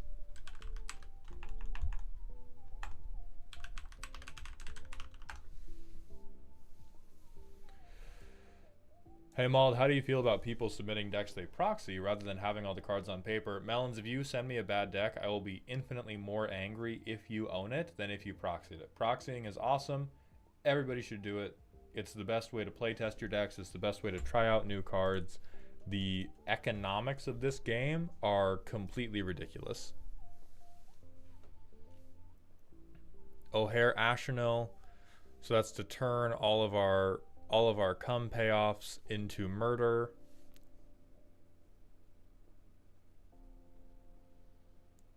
Oh, and then Mass Blink. Okay.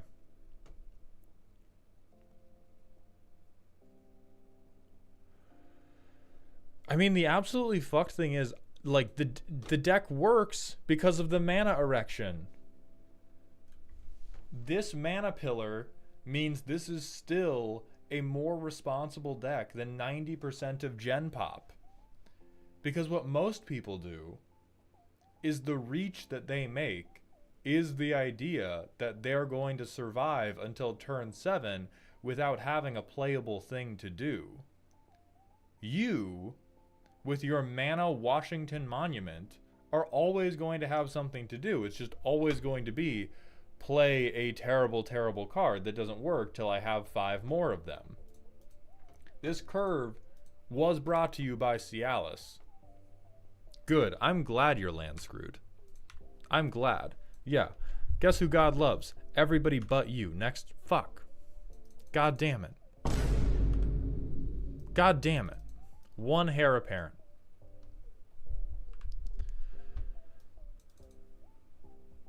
We can get Zinnia down.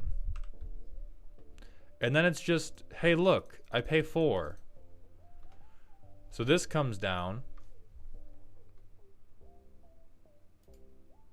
I make 1 rabbit off the first guy.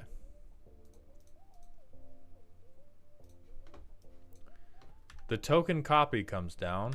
I make 2 rabbits.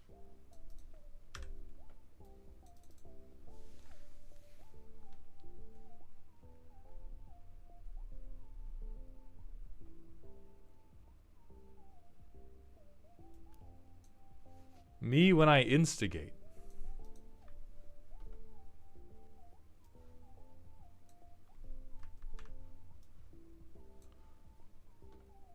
I get some damage. This guy's already like...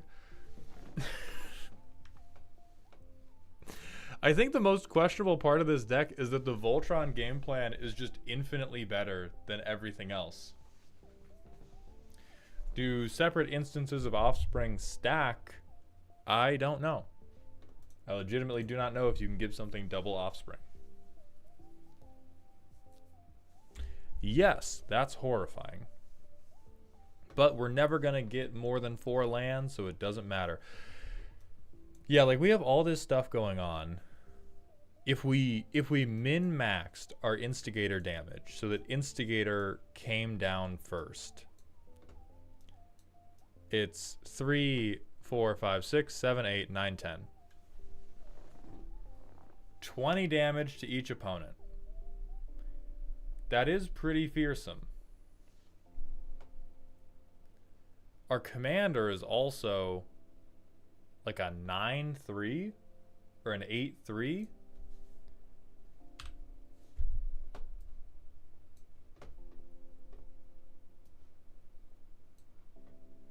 And at this point, we're pretty close to winning.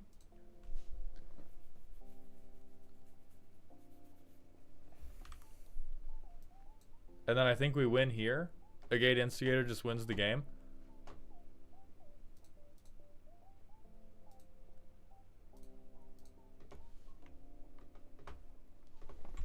Okay. So, oh, look. What the fuck, dude? So we have to get a mountain. And hey, listen, if we draw a red source, then guess what? We got an island. Turn 2, we can do a Heir Apparent. Hey, guess what? We got an island.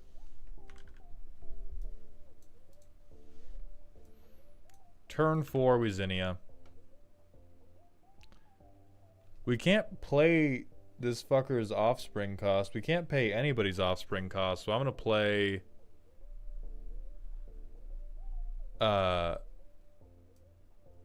Brothers Yamazaki.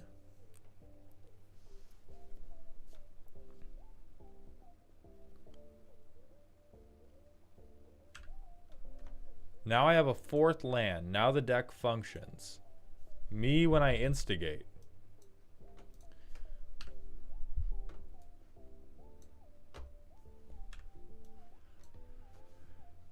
Then I get 3 bunnies, so I have 5 things. I have 5 things enter the battlefield. So that's 10 to each opponent.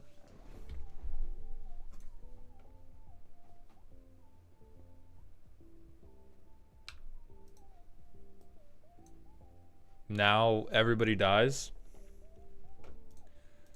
I want one playtest without this fucking lizard to see if this deck can do anything when it doesn't have Perforos.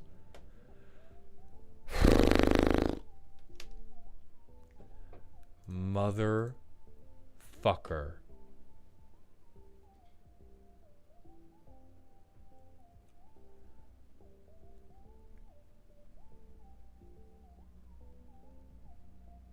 Lelo's obviously Yugimoto. At this, I give up. Lelo's obviously Yugimoto. This is where you belong, though. By your own admission, the deck is incredibly fragile. I could push it over with 50 cents. Or however much Wrath of God costs. Over $1. Ridiculous. Well, that's how much the ink cost to print a Wrath of God. I mean, it is terrible. This is a great advocate for family planning and getting abortions and allowing women to maintain access to getting abortions. This is a tutorial boss. This shit is 100% a tutorial boss. He's like, hey buddy, did you remember that a board wipe is a well-built part? Fuck, I fucked up my line. Hey buddy, did you remember that board wipes are an important part of any well-built commander deck? I'm Zinnia, and I'm here to kill you with my 8 million children if you do not give us all anthrax.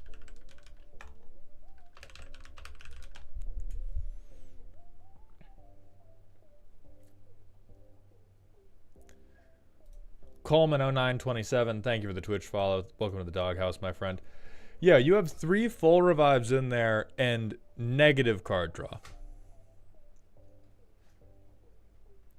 You have 3 full revives, and at this point, this deck has made a heavenly pact. It has made a binding vow that it is going to get one of these fuck-ass effects in its opening hand, and it's never going to see your 1 piece of card draw. Or your 2, sorry. You have Season of Weaving, and I think you have the oops, every Kindred deck ever has this. Oh wait, do you not have? Yeah, you have 1 piece of card draw. It's in considering. Ah, got it. So yeah, based on your considering section, you know how to make this better, but you don't want to be better. Ugh.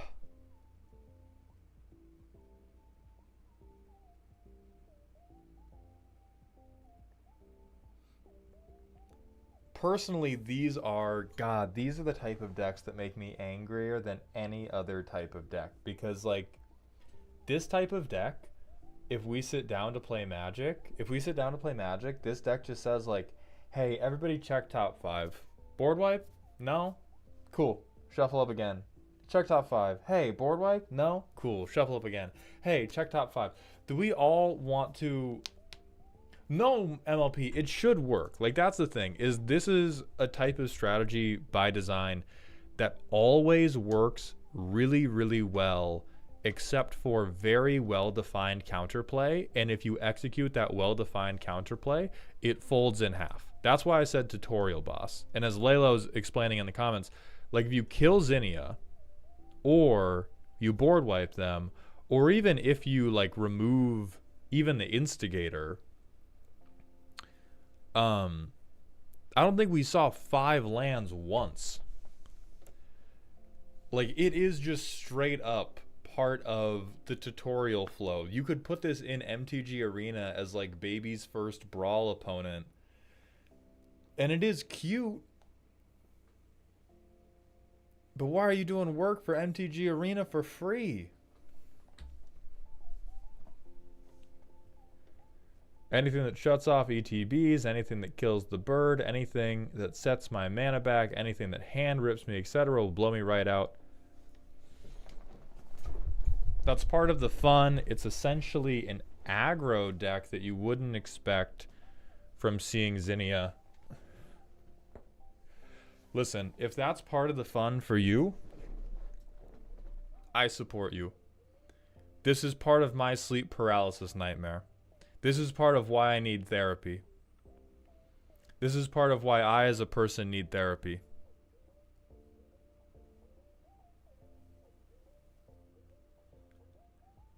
Because those are the decks that make me go, like, damn, why didn't we just, like, flip a coin?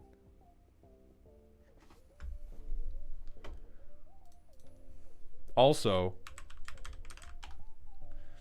as to the allegations of what you wouldn't expect.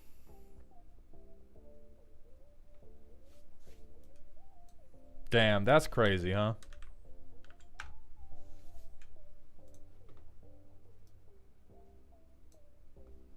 That's crazy. I think that is the, like, you know, none of our experiences are universal. And the same is true. Damn, that's crazy.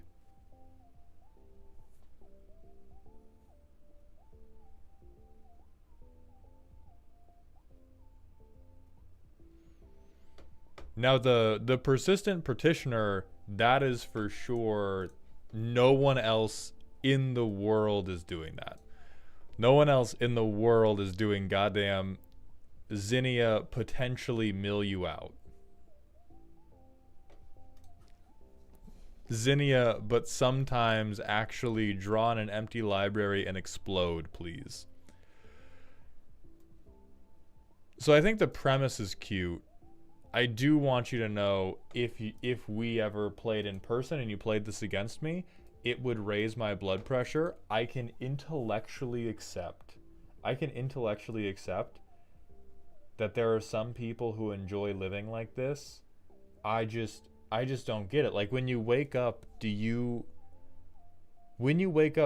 flip a coin, and if it's tails, do you just punch yourself in the fucking throat and you're like, I guess I'm not talking today? Them's the breaks, man. Them's the breaks.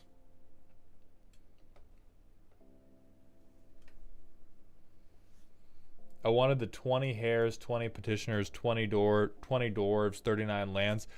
Fucking, what's the meme?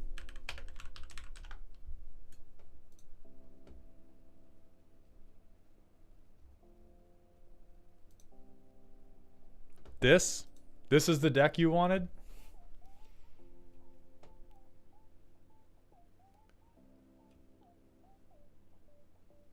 I have never seen this before. We have achieved convergent evolution. This man has issues.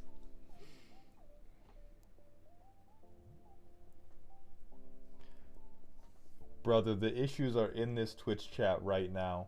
This man has issues. You named a deck. You had how many kids? And proceeded to handcuff your own commander so that you could make a joke about brothers giving birth to themselves. And this man has the goddamn issue? Yeah? That's our defense? You would not last a minute in The Hague. You would not last one moment in The Hague, my friend.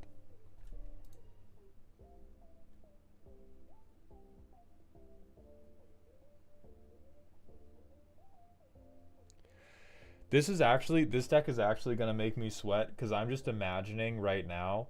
Because if I played against this deck, I would see this coming, right? Because I'm different. I would see this coming, and I would tell everybody, hey, we shouldn't let them resolve Zinnia. It's going to be bullshit. And they'd be like, who cares? They would resolve a Gate Instigator, and I would be like, holy shit, we need to kill them right now. Do you guys know how bullshit tokens are? And they would be like, who cares? We're going to combo. One of us is going to Thoracle. Don't worry about it. And then 2 turns later, we would all be dead. We would all be completely dead. Because of fucking rabbits. I'm not even mad at the deck. I'm mad at having played with decks like this before and knowing that nobody will goddamn listen to me. Because everybody with a fucking answer would just be like, no, my commander's a 5/5 and a card draw engine, and because I'm gonna draw more cards than you, it'll win. And I'm gonna bite through my teeth. I'm gonna bite through my fucking teeth looking at this deck. Not Snipe 315, thank you for the Twitch follow. Welcome to the doghouse, my friend.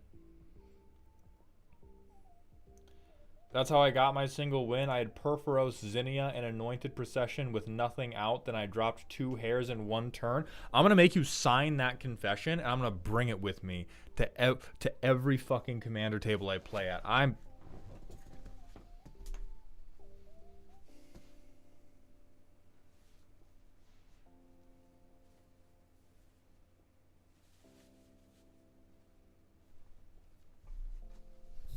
Enough of this shit. I am the special birthday boy, and nothing bothers me. Nothing bothers me when I have my special birthday hat on. I don't care if it's not my birthday. I am the special birthday boy. Fuck all of you. We're going to end the stream here. I'm going to find somebody to raid.